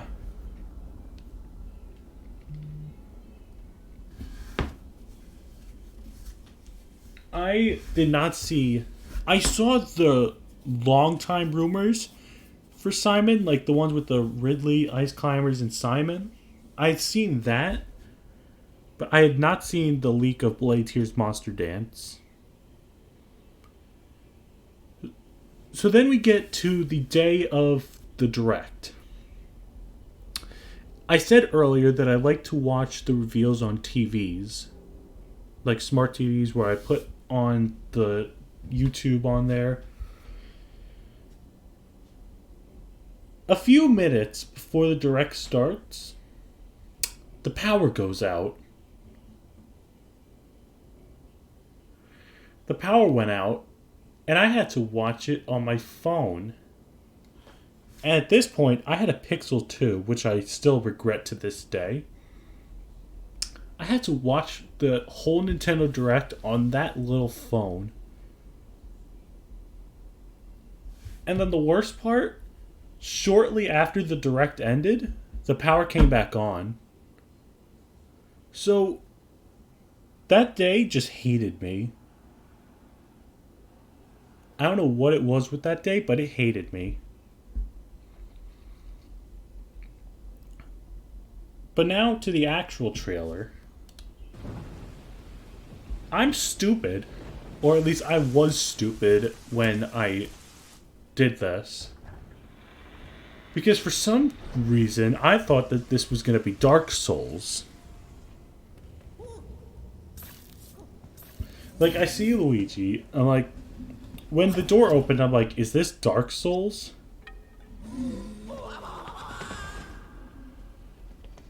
I didn't get a hint of Castlevania, because I wasn't thinking of Castlevania for some reason, until I actually saw Simon.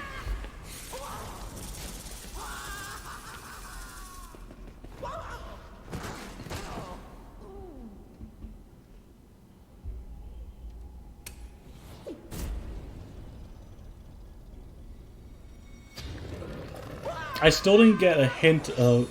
And then Luigi dies. And that got trending. And then Nintendo of Europe had to be like, Luigi is okay. He's alive. They got Luigi on trending. So yeah. And then here I'm still like, Dark Souls. I don't know why I was thinking Dark Souls of all franchises. But you know what's stupid to me? I used to confuse Dark Souls with Watch Dogs.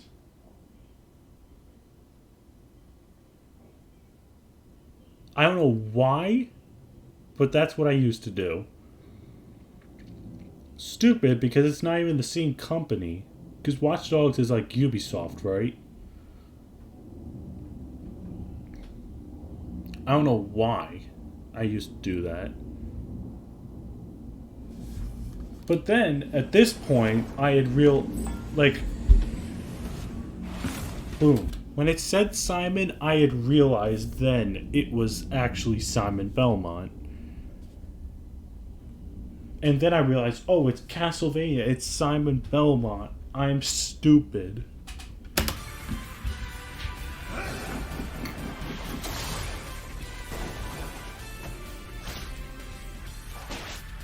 And like, after I saw their kit, and after I saw some reactions, I wanted to play this character. And they're still one of my favorite characters to this day.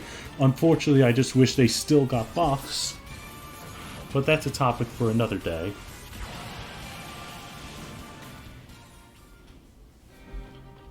And then everyone was so weird, like, is this a stage hazard? But then everyone's like, no, it's not. And then they revealed Richter, who... I don't know who knew Richter. If you knew Richter, you were lying. So, for Simon and Richter, I'm going to put it in hype. I'm going to put it at the top of hype. Because afterwards, I was really liking the character. And I did not see the leak.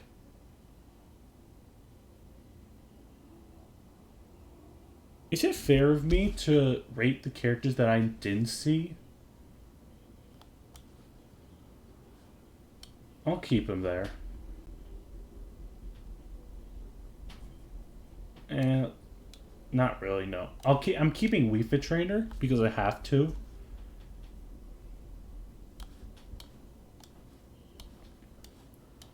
But the rest of them, I'm not going to keep. The ones that I didn't see.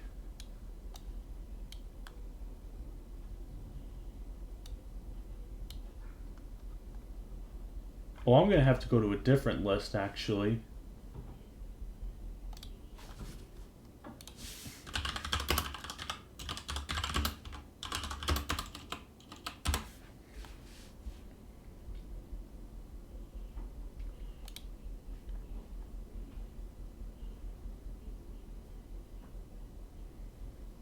Alright, this one will be good. Alright, that's smart. I'll make a didn't see tier list.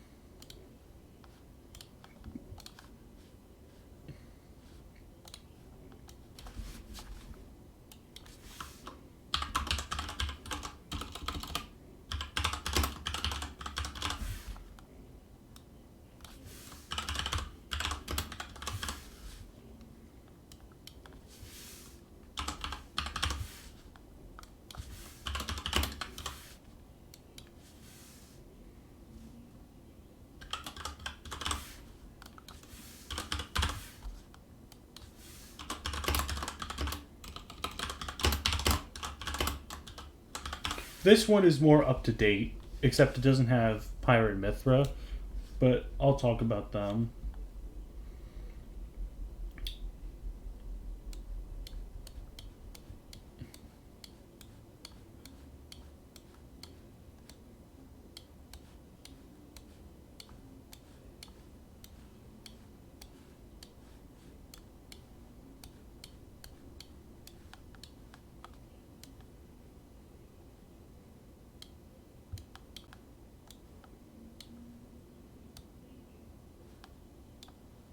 Because the Inkling reveal was the Smash reveal.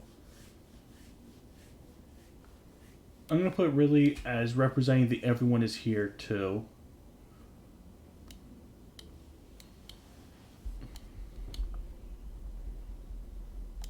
Actually, I can't.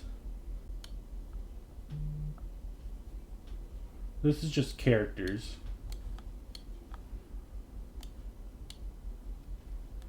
Alright. So now we can continue on.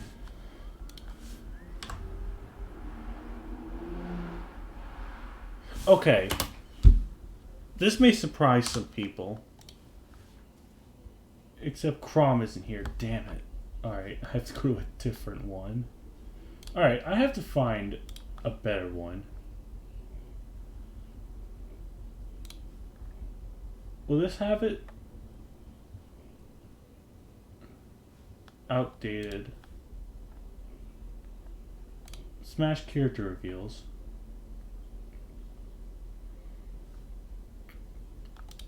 This is gonna be annoying.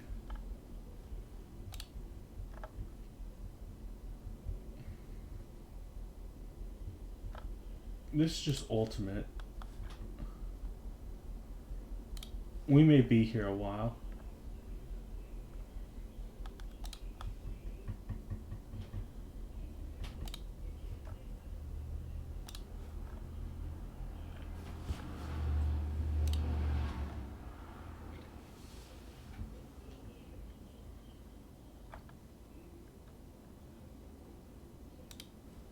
Because I do want to include those characters.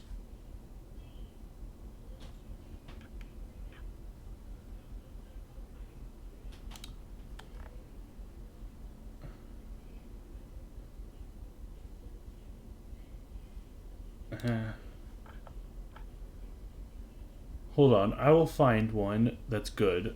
I will be right back.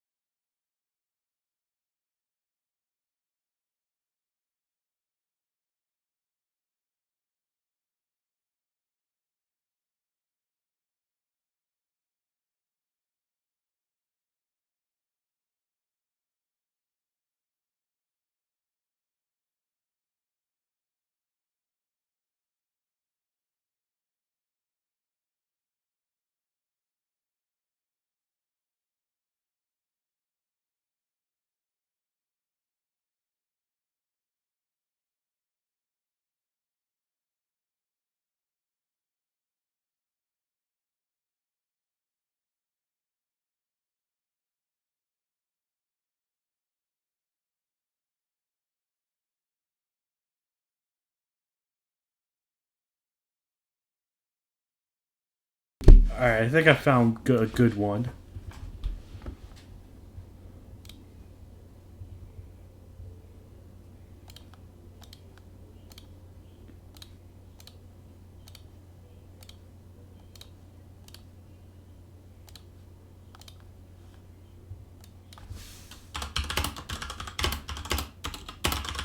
Finally found a good one.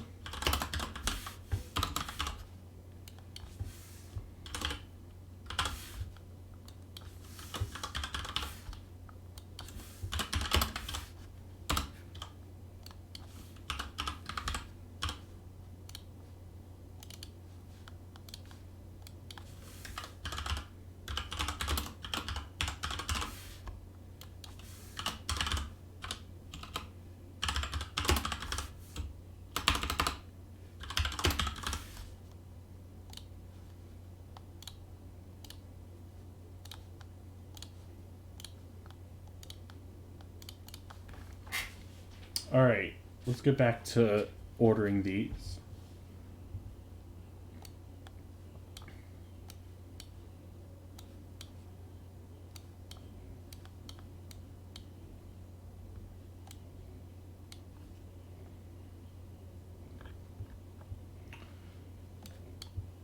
I didn't see that.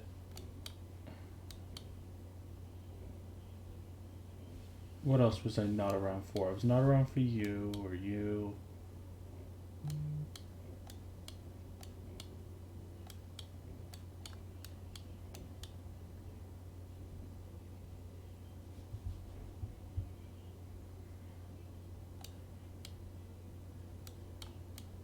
And if I find any more that I wasn't around for, alright. So now we can go back and put these on. So Cloud was in Best of the Best. Corrin was here. Bayonetta was indecent. This was there. They don't have everyone is here, so I'll put Ridley there. Daisy was mid. Actually trash. And we put Simon and Richter in hype. Now we can continue with Crom. So Crom, surprisingly, I was hyped for. I would say more than Simon and Richter. I didn't play Awakening at all. But what I did play was Roy in Smash 4. And what I liked Roy a lot, but I didn't like his sword at all. I didn't like the sour spots. I wanted a fast sword character like Roy with a good sword. And that was Crom. So he's basically what I wanted in a sword character. You like Roy more in 4 than Ultimate? Roy just kind of doesn't function in 4. But it's understandable. But I wanted something like Crom. And then we got Crom. And not to mention one of my friends also wanted Crom. So I was excited for Crom, actually. More than people would expect. Dark Samus was inevitable. Mid. Everyone knew Dark Samus was going to be an Echo Fighter. It just made way too much sense.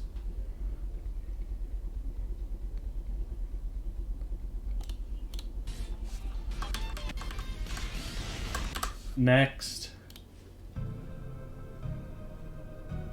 Oh boy, this one. King K. Rool.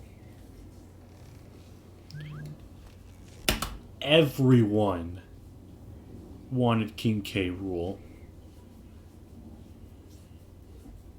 Everyone was dying for this character. Everyone wanted King K. Rool. I actually talked to another friend of mine a few days before, and I'm like, King K. Rool is possible. Before the ballot, the only reason I knew of King K. Rool was because of Mario Super Sluggers on the Wii. And I didn't even remember his name. I just knew him as that green Egyptian dude who was broken in Mario Super Sluggers. Him and Petey Piranha. That's all I knew of King K. Rool before the ballot. Go look at King K. Rool in Mario Super Sluggers, and you'll see what I'm talking about.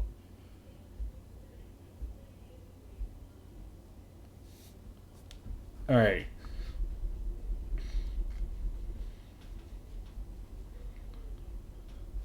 Anyway. Everyone was hyped for this. I didn't care as much as other people did. Because I had no connection to King K. Rool outside of Super Sluggers. But I had to be happy for everyone who wanted King K. Rool, right? And then they faked us out with Dee Dee and... Yeah.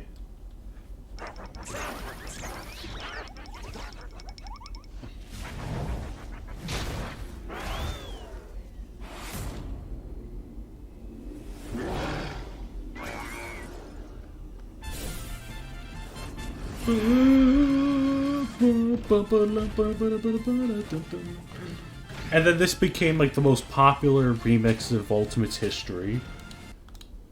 So King K. Rool, I'm gonna put indecent. I'll put him above Bayonetta. I wasn't as hyped for him because I didn't care as much. But it was good to get another villain. I will say that. Ridley was way more hype because everyone memed on Ridley. And finally seeing him in was great. King K. Rool was just another villain. But the circumstances of him were less expected. So that's good that he got in. Until I fought this character on Wi-Fi and all they did was frickin' side B and neutral B. And then forward air after you jump after all that. But for the reveal, it was pretty good. Good thing I made pack. Unless I throw keys, that thing is hard. Next.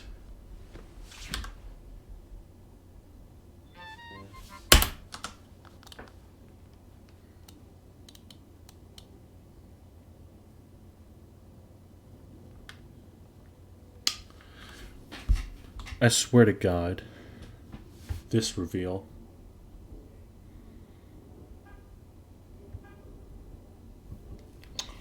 I still question why they put Isabel. It's not even just because I'm not an Animal Crossing fan. That's not even the reason. Because after this reveal, there was a certain kind of art that I can't really say the name of, all over Twitter. And it was inescapable. And it was everywhere. Everywhere. Everywhere. You could not escape it.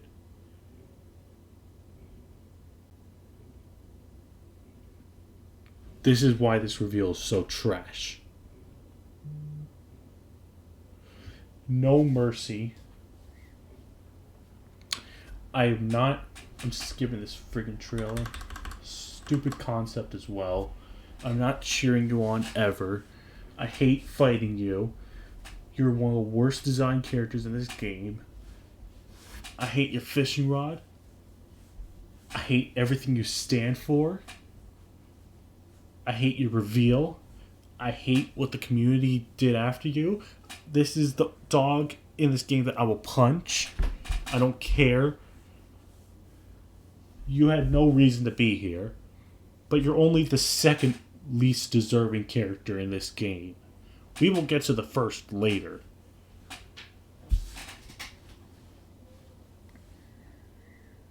You got saved from being the absolute least deserving character in this game. We'll get to the number one later.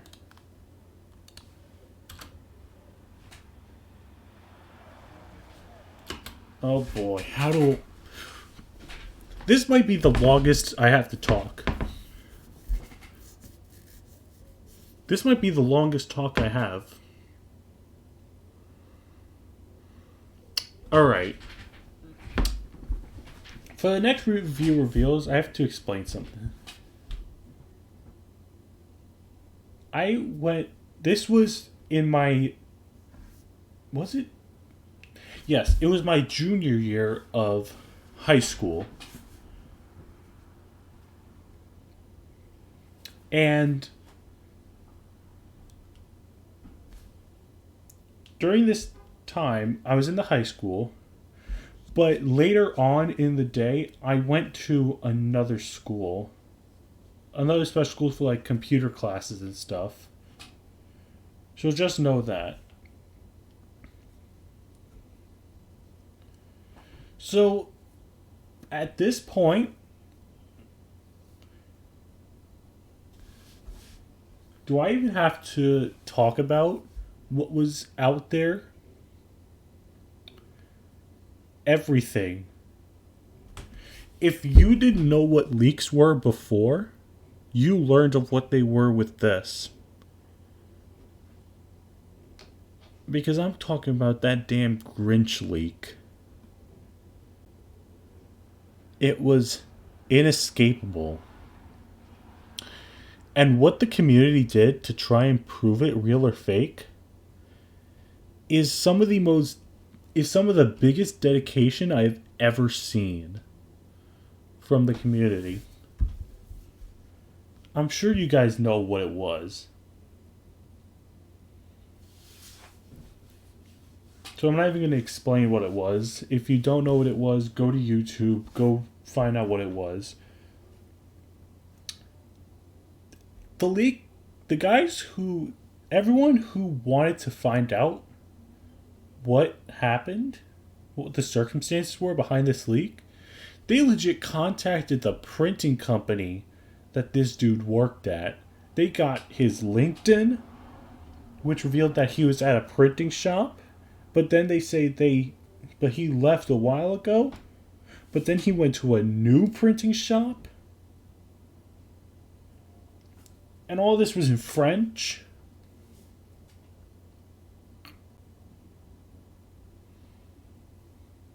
God.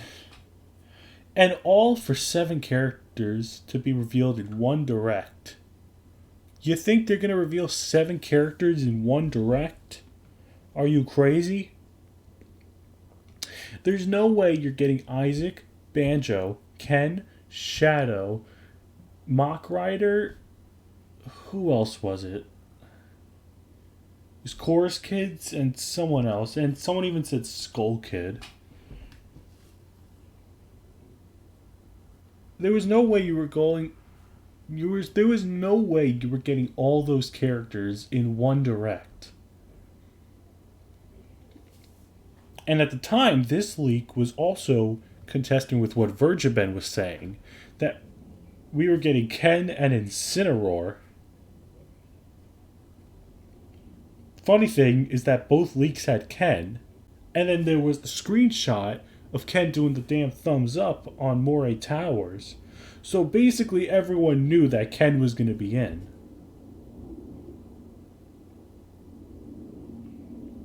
So with Ken basically guaranteed, and the first thing they show for this trailer is Ken.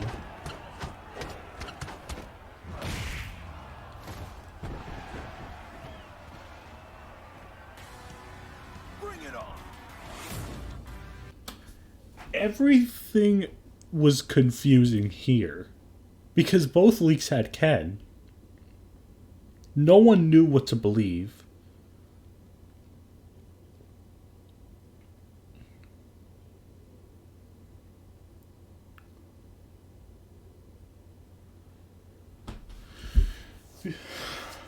As for Ken himself,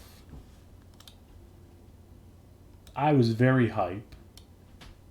Because I played Ryu in Smash 4. And I liked Ryu a lot. So to get another Street Fighter character just like Ryu, I am very down for that.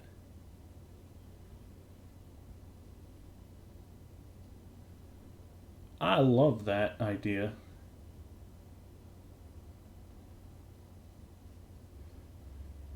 Hang on one second.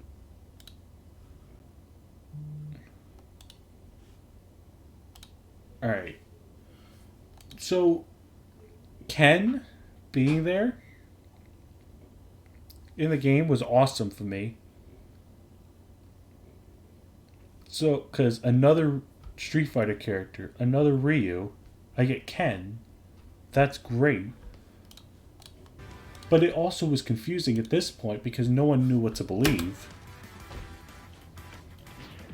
At that point, I knew the thumbs up thing. I knew that screenshot was real at that moment because he did the same thumbs up.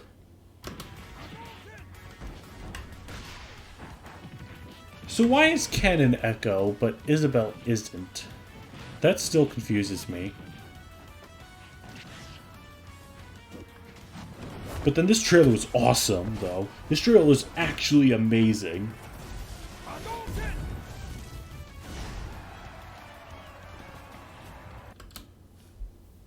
And then there's this.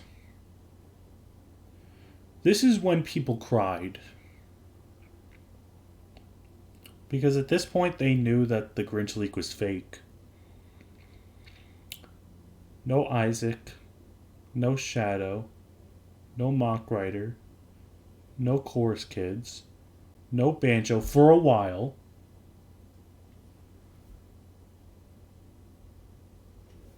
Everyone was sad at this point Because it made sense to have another Pokemon, especially when Gen 7 came out recent. It was like 2 years of Gen 7. So people were expecting another Pokemon, but everyone wanted Decidueye, not Incineroar.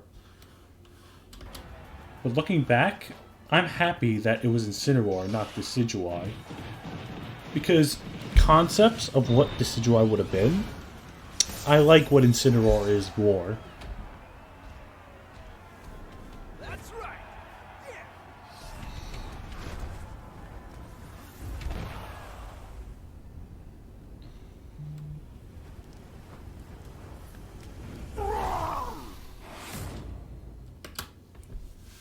And this is when dreams crushed.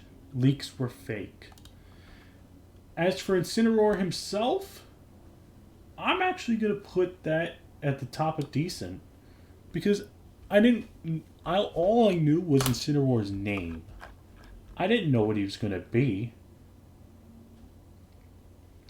But then when they were talking about Incineroar, I was amazed. But something I have to tell you is that this direct was like at 10 o'clock in the morning. I was in math class.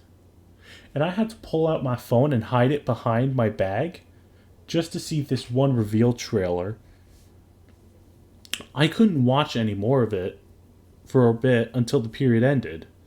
When the period ended and I pulled up my phone, it was on the assist trophies. So I didn't really get to watch this direct live. And then the next class was another class, so I couldn't use my phone to watch the rest of it. The story continues with the next reveal, but we will get to that. As for Incineroar, I'm happy that we got like a wrestling-esque character. So, you want to fight fire with fire? And I love... And he was the first Pokemon that I could vibe with. He was the first Pokemon in the series that I really liked to play as. And he still is.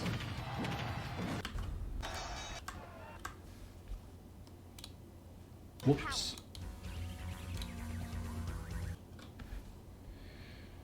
Oh boy. You know what I need?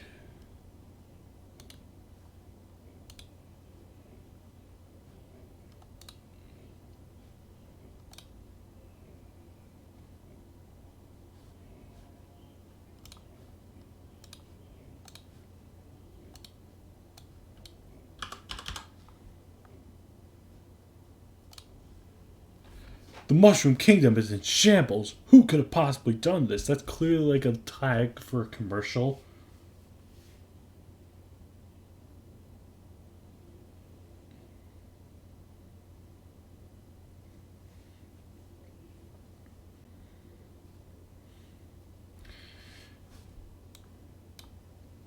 This is where the story continues. I was not able to see Piranha Plant's reveal live because of the class I was in.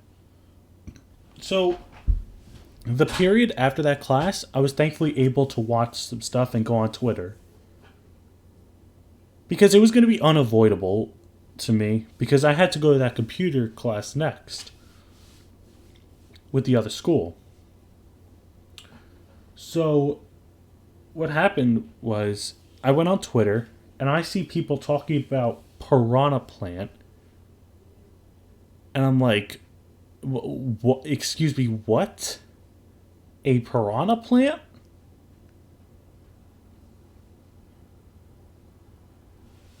I'm like, I see someone's like, I'm not even mad about Piranha Plant, lol. So then when I got to that other school for the computer class, I was able to then watch the whole direct.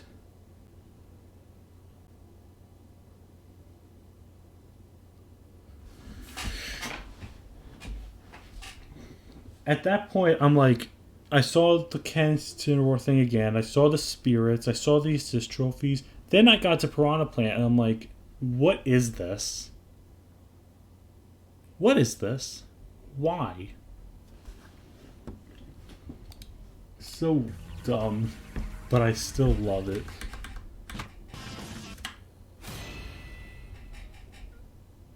There was no way anyone's ever thought of Piranha Plant being a character.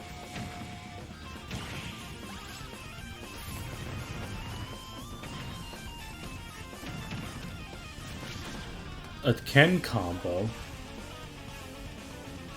Yeah, he did it already.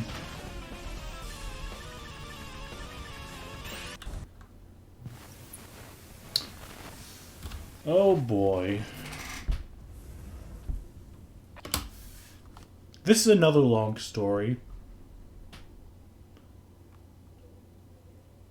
So, this was obviously the Game Awards 2018. I'm gonna keep it full screen. This was the Game Awards 2018. The day before Ultimate's launch. Well, the night before Ultimate's launch. At around 7 p.m., the power went out.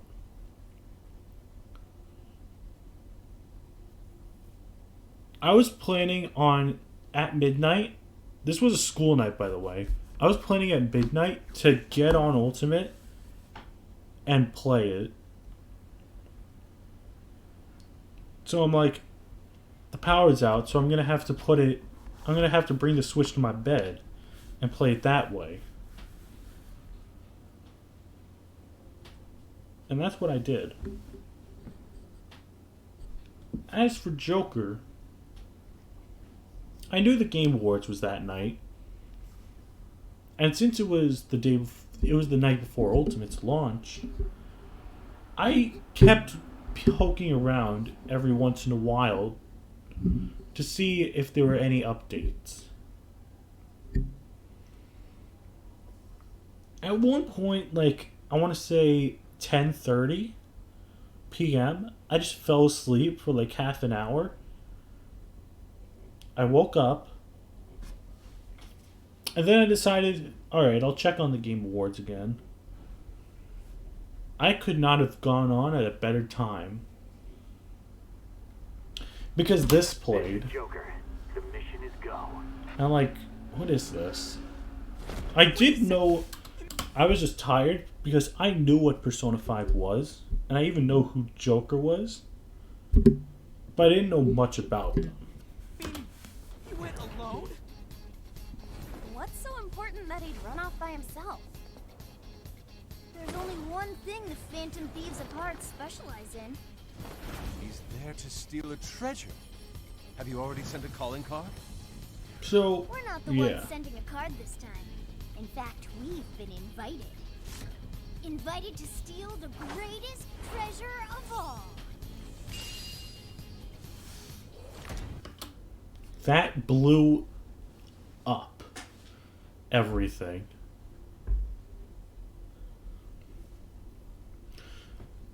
So, with this, I'm like, oh God, I gotta call my friend, because my friend at this point was waiting at, I think, Best Buy at like midnight, waiting for the Smash launch. He was doing a midnight launch reveal. So then I call him almost immediately after this, and I'm like, yo, there's a new Smash character. There's a new character. And I'm guessing that no one on the line was watching the Game Awards. I don't think anyone on the line was watching the Game Awards because he was surprised when I called him and told him about Joker.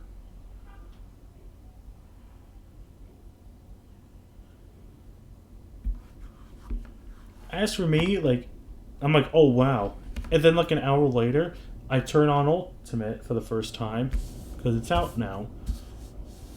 I played for like an hour or as long. I played for a while, and then it got to like 3 in the morning, and the power came back on.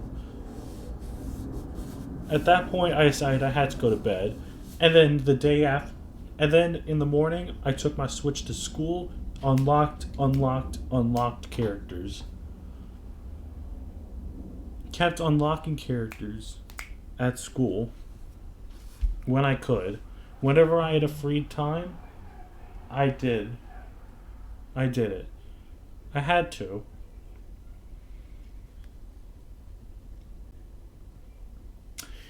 Funny enough, the one character that was giving me the most trouble to unlock was Wolf. And you know who I hated a lot during the beginning of Ultimate? Wolf. So the game knew that I was going to hate Wolf. It took me like 3 tries to unlock Wolf. As for Joker, this was obviously huge.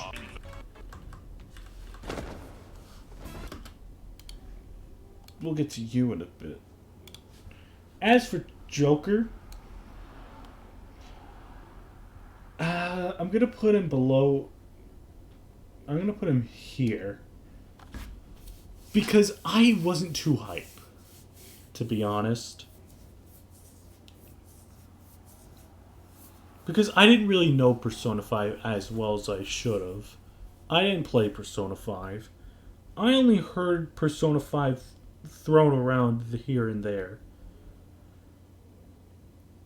But if we're talking about significance, then it's easily best of the best. Just for me, it wasn't up there. But I understand why it's always in best of the best. Like, no question. Of course, it's gotta be in best of the best a lot of the times.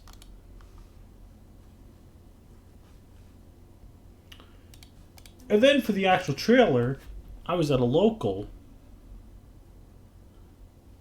I was at a local when this happened.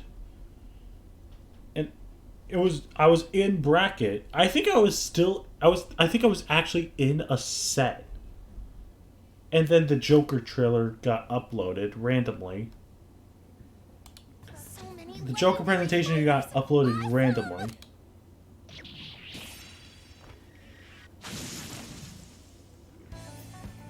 Smash is looking cool. Eh, Joker? That was just funny. Had I seen her play Persona 5 in that time, the class, that computer class school that I went to, some kids in there really liked Persona 5. That's how I knew of Persona 5 a bit more.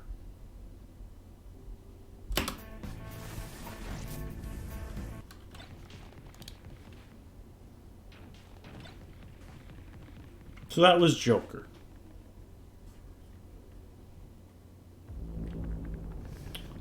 Alright.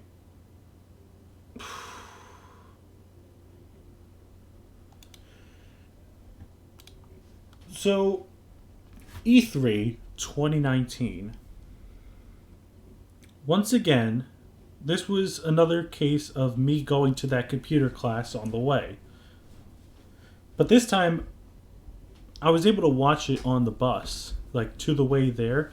I think it started when I got off the bus to go into the school. This trailer started up. I think that's what happened.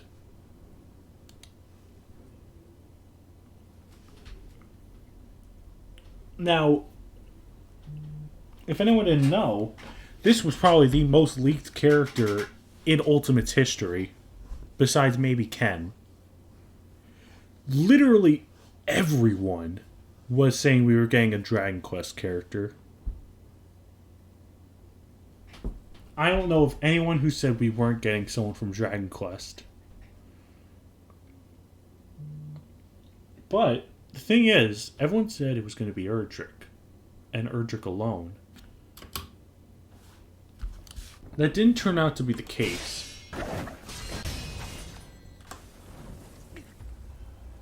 As it ended up being Luminary from Dragon Quest XI as the main costume. Erdrick's an alternate, but not the main one. This is Dragon Quest XI, not Dragon Quest III. So yeah, Hero... Hero, I'm gonna be honest, was kind of mid. Because we all knew at this point it was going to happen. It wasn't a matter of if, it was a matter of when. Because everyone and their mom leaked Dragon Quest. And Dragon Quest was being so built up.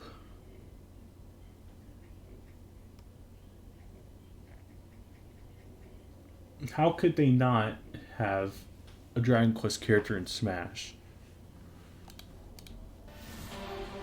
The trailer was cool, though.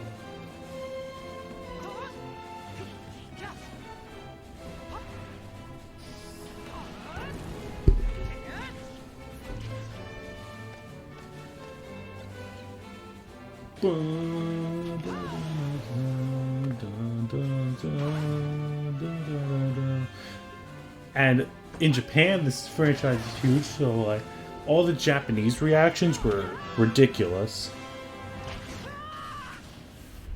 And then I'm stupid because for some reason I could not figure out why all these characters were evil. I could not understand why everyone was like possessed here. And then later on I'm like, oh wait, that's just Darkon. I'm just stupid. And then they show the other heroes. And the rest of the trailer is whatever. So then I got into the class at this point. After the hero reveal, I had set up my computer for me to watch the live stream. They actually had the direct on the smart board.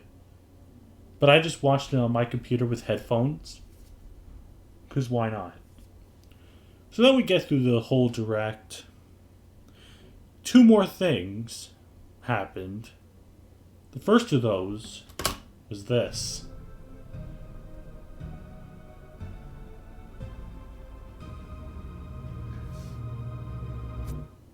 You add more onto the King K. Rool trailer. So everyone's like, what? Another DK character? Another villain? Until that happened.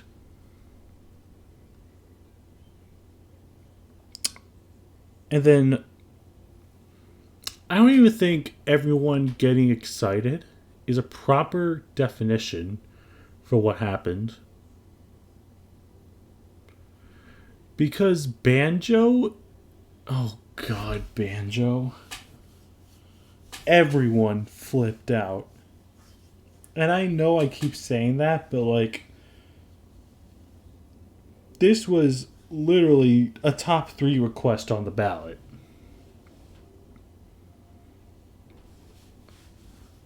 You could not go anywhere without someone saying they wanted Banjo in this game.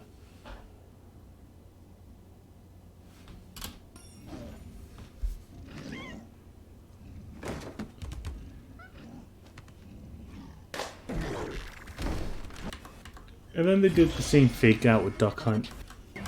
But the point is, everyone needed Banjo.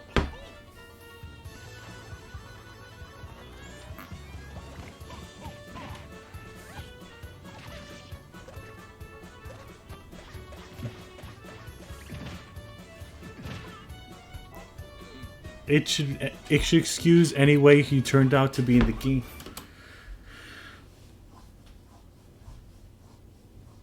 Honestly, with the circumstances of how you had to get Banjo,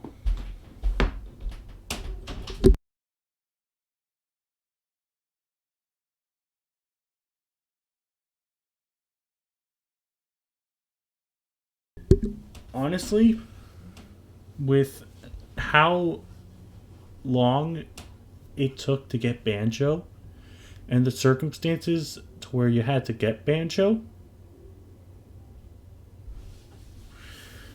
I don't know. You could make an argument for both sides of how he turned out. Because like, oh my god, it took us so much work to get him in. Just, can you accept his moveset? Or I'm like... Or you could look at the perspective of the fans, where it's like, you're gonna we asked for this character for so long, and this is how you make him? Really?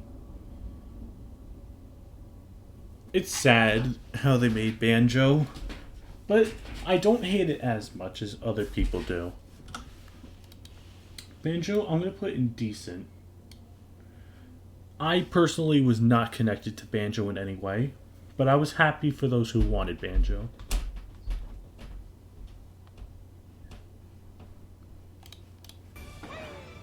Because who didn't want Banjo? Who was opposed to Banjo getting in Smash? That's my question.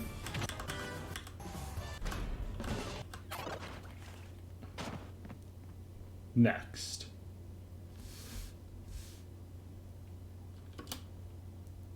Alright. Remember earlier how I mentioned that I was lucky enough to avoid the leaks for Simon? I wasn't as lucky with Terry.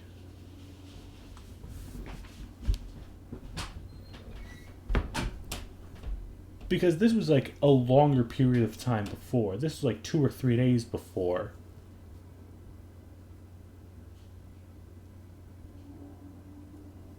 And they put on the website information for Challenger Pack 4, but then they had the copyright of SNK.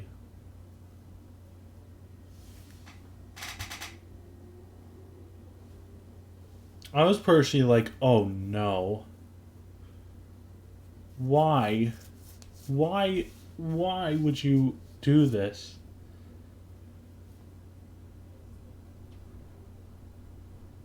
So yeah. I had heard of Fatal Fury before, but only like the name Fatal Fury when brought up with other fighting games. I had only heard the name.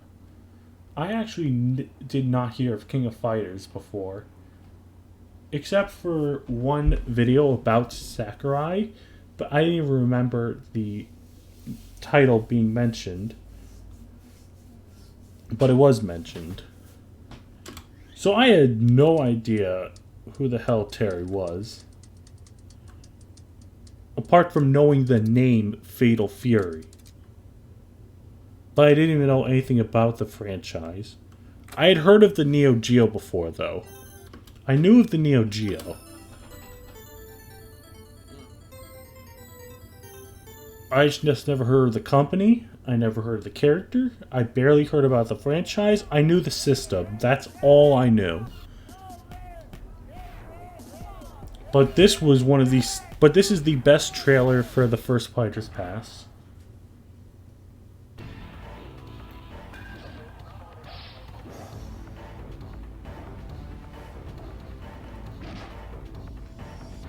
Easily the coolest trailer for the first Fighters Pass.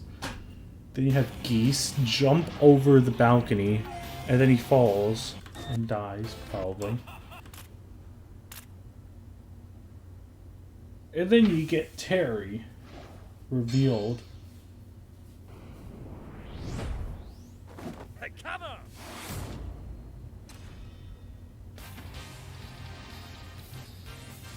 But it turned out to be a blessing in disguise.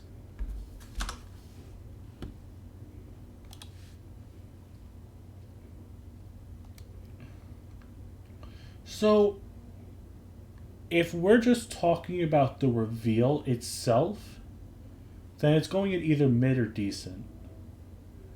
If we're talking about what the character was going to bring, that is hype. Because Terry was another fighting game character. And as I said earlier, I like Ryu and Ken. So to get another fighting game-esque character, that's awesome. That is great to see. I am so down for that. And to this day, he's one of my favorite characters to play as.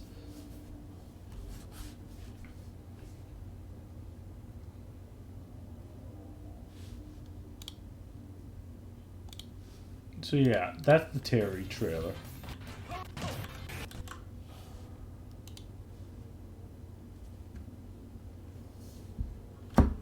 And then we get to this abomination.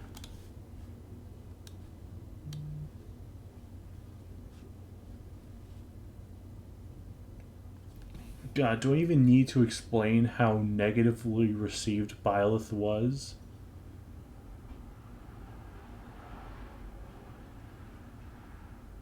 The main problem I have... The main problem I have with Byleth is not even the character itself, because I warmed up to the idea, because I recognized, like, okay, Three Houses was huge. Three Houses was recognized by everyone, and they looked very unique.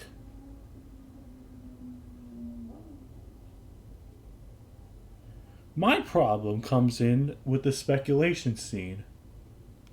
Because at this point, literally every company was getting deconfirmed.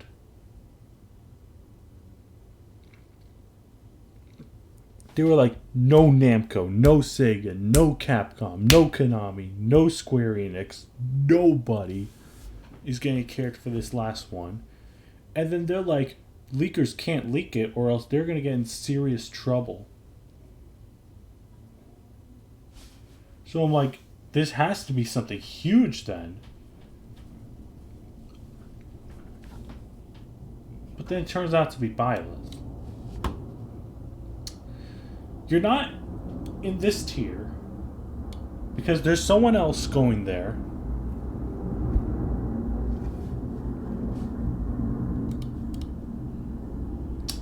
And then even to Three Houses fans, this trailer was like not that good.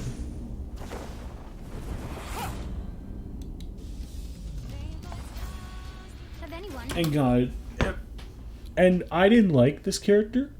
But then everyone harassed Sakurai. Oh my god, the harassment on Twitter that he got. I had never seen him block so many people. He was about to become Hideki Kamiya with all the blocking he did.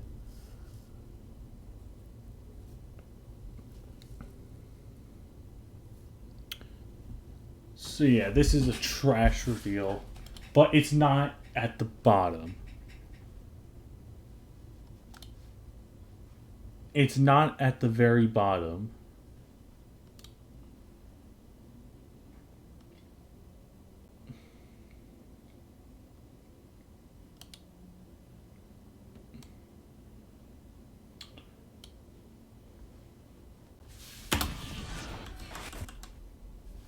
But later on, I recognized Three Houses was big. They have a unique moveset. And of all the three Avatar Fire Emblem characters, they're like my favorite to play as. So yeah. And then you get freaking Cuphead, no one cares.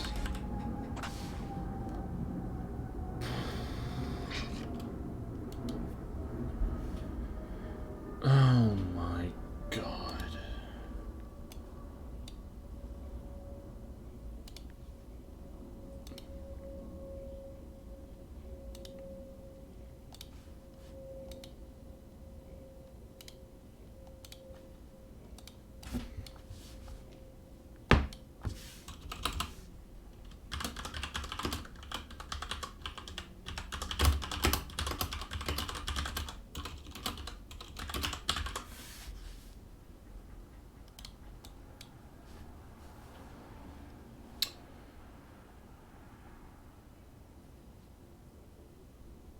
Well, that was even back in 1999. So yeah. But even in March, when it was revealed that it was going to be an ARMS character, I got more mad than I did at Byleth. I'm like, because at least Byleth, I mentioned, ARMS had no right to be having a character. There was no right for ARMS to have a character, alright? I was pissed.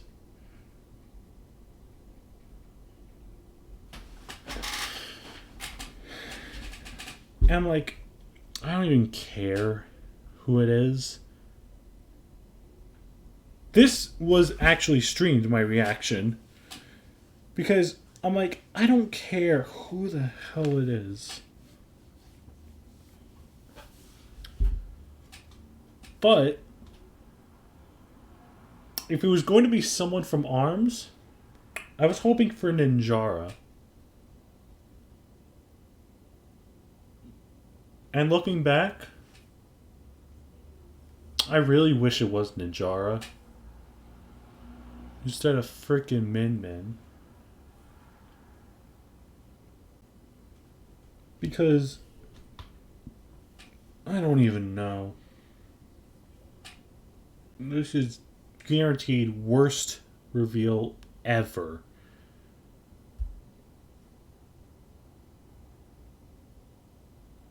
I don't know why this was in here. I don't know why Min Min ever... And then she turns out to be one of the most worst designed characters in this game. There is no redeeming factor for Min Min.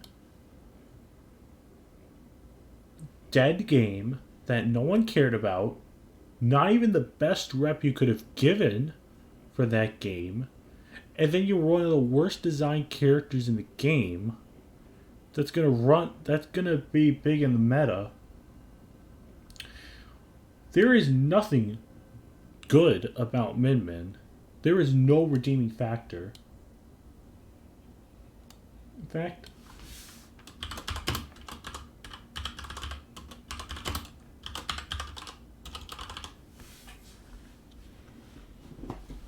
yeah, Yabuki, said Min Min. Mr. Yabuki, who was bodying the dude in Thug Finals in ARMS.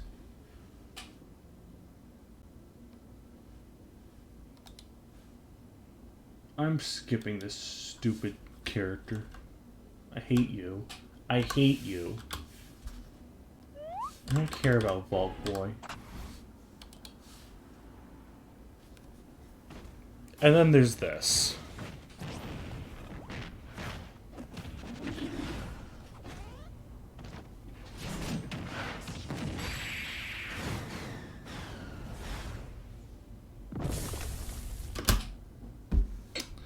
At this moment,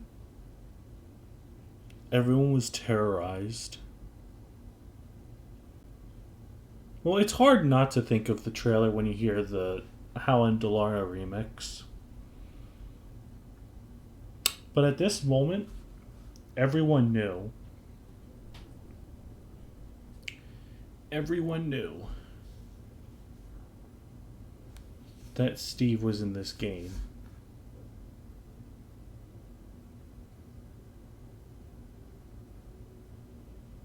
And if there was any definition of mixed reception, this is it. Because on one hand, you have the people who are loving this inclusion. And then on the other hand, you have people who want to burn Nintendo for this inclusion.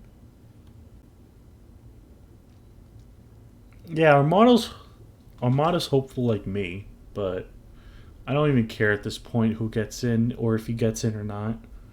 It's whatever. But I don't know. Opinions on this were so all over the place. And it's because of the reputation that Minecraft has. That's the sad part. Because this game is because Minecraft is fun. But no one could agree with anything about this pick. And if you listen closely, you hear like the mob sounds.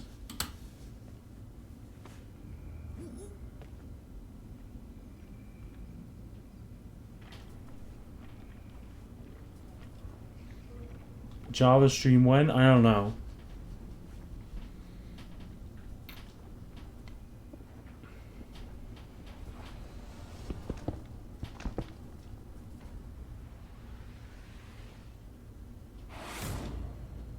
I don't even know what to say still. I think it's the first character to debut from a PC game in Smash. As for Steve himself,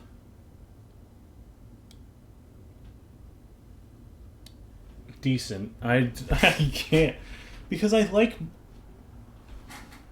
was more excited that we were getting the Minecraft stage and music, because this was actually predicted to be in the game since the beginning.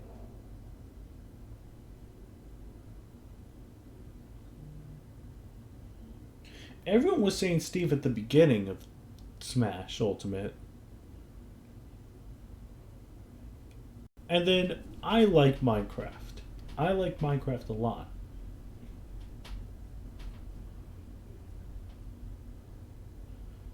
And knowing a character that came from a game that I really liked, and how I built a Switch world for over a year, it got in this game, I was somewhat happy. I wasn't overly hyped, but I was happy about the inclusion. And I still really like the Minecraft stage. And the music is good too. But then he's one of the most frustrating characters to fight in this game. But that doesn't take away from how I liked Minecraft coming in.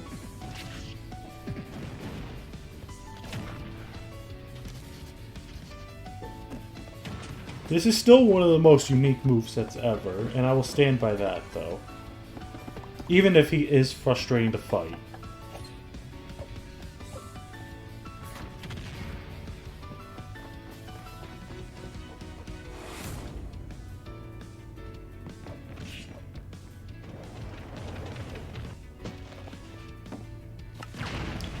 That move should be more useful. For as much as I don't like a lot of the moves that Steve has, like up tilt and minecart, I think TNT should be more useful.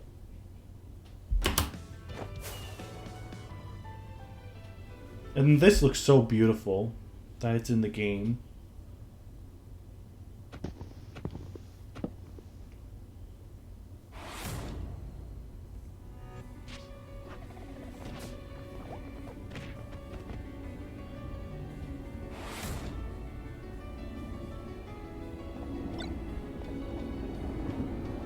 And this is creepy. This is still one of the coolest stages. I will always stand by that. This is one of the coolest stages in the game. I just wish it was always random. Kind of like the Mario Maker stage. That would have been cool, too. And I made the default stage in my Minecraft world. I'll have to show that sometime.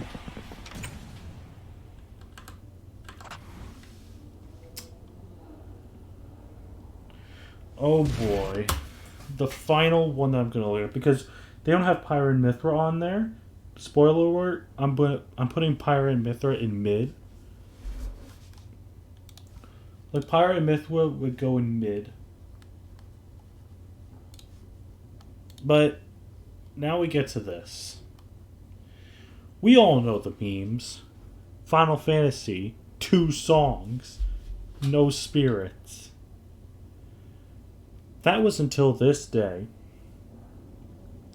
when everything just blew out of the water.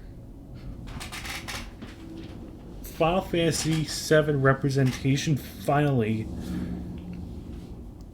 gets proper representation.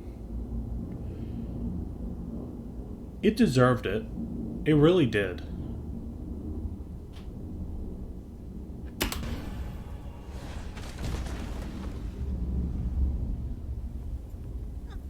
And this is the best trailer of Ultimate, no denying. This is still the best trailer Ultimate has had. I am not debating that.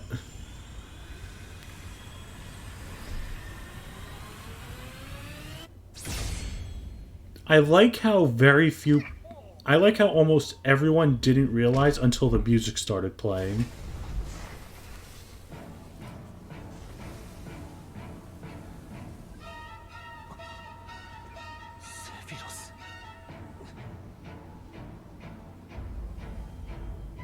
Oh my, this trailer's still... Because they announced that there was going to be a Smash character this time, unlike with the Game Awards in 2018.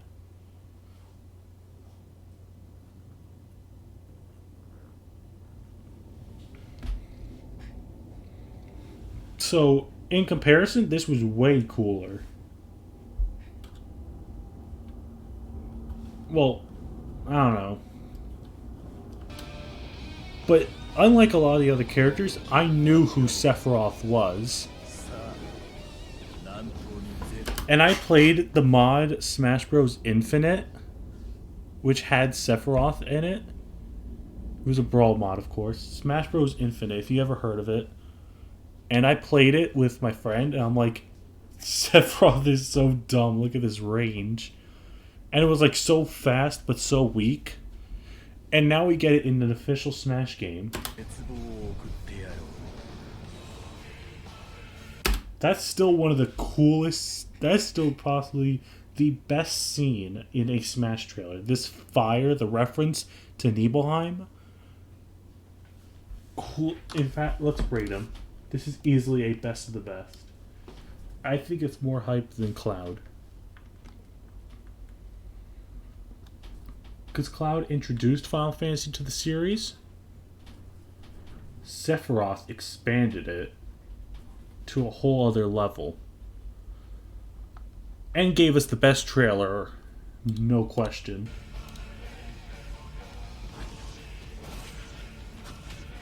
I'm watching this whole thing.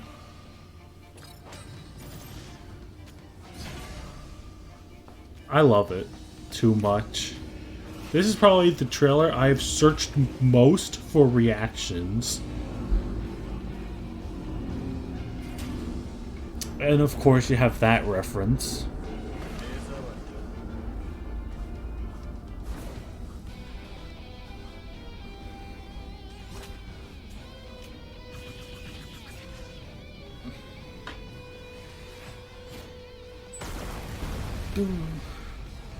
And this is the most badass thing ever. Get Greninja and Bayonetta out of there. And then...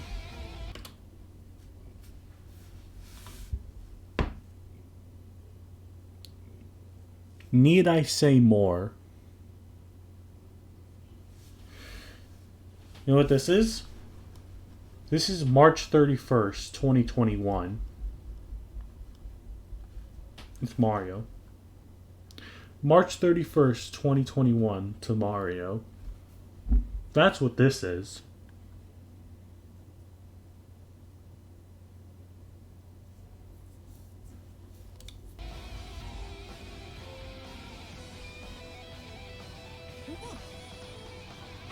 And then I was freaking out like, what is this music? I was so excited about the music that we finally get more Final Fantasy stuff.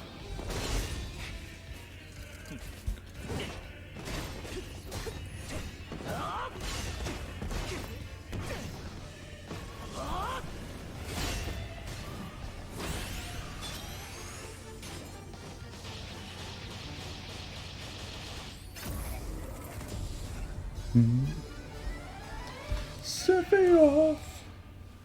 Amazing trailer. 10 out of 10. 11 out of 10. And then this referenced Advent Children literally every step. And this is the final tier list. It's funny how the two best reveals were both Final Fantasy VII. But that's just how it be sometimes. The Game Awards 2020 was a big night for Final Fantasy VII because it won Best Score, then we got Sephiroth Smash, and was up for Game of the Year. Unfortunately, The Last of Us had to win, but whatever. Alright. I think that's where I'm going to call it. Thank you guys for coming out. And I will see you guys next time. Bye-bye.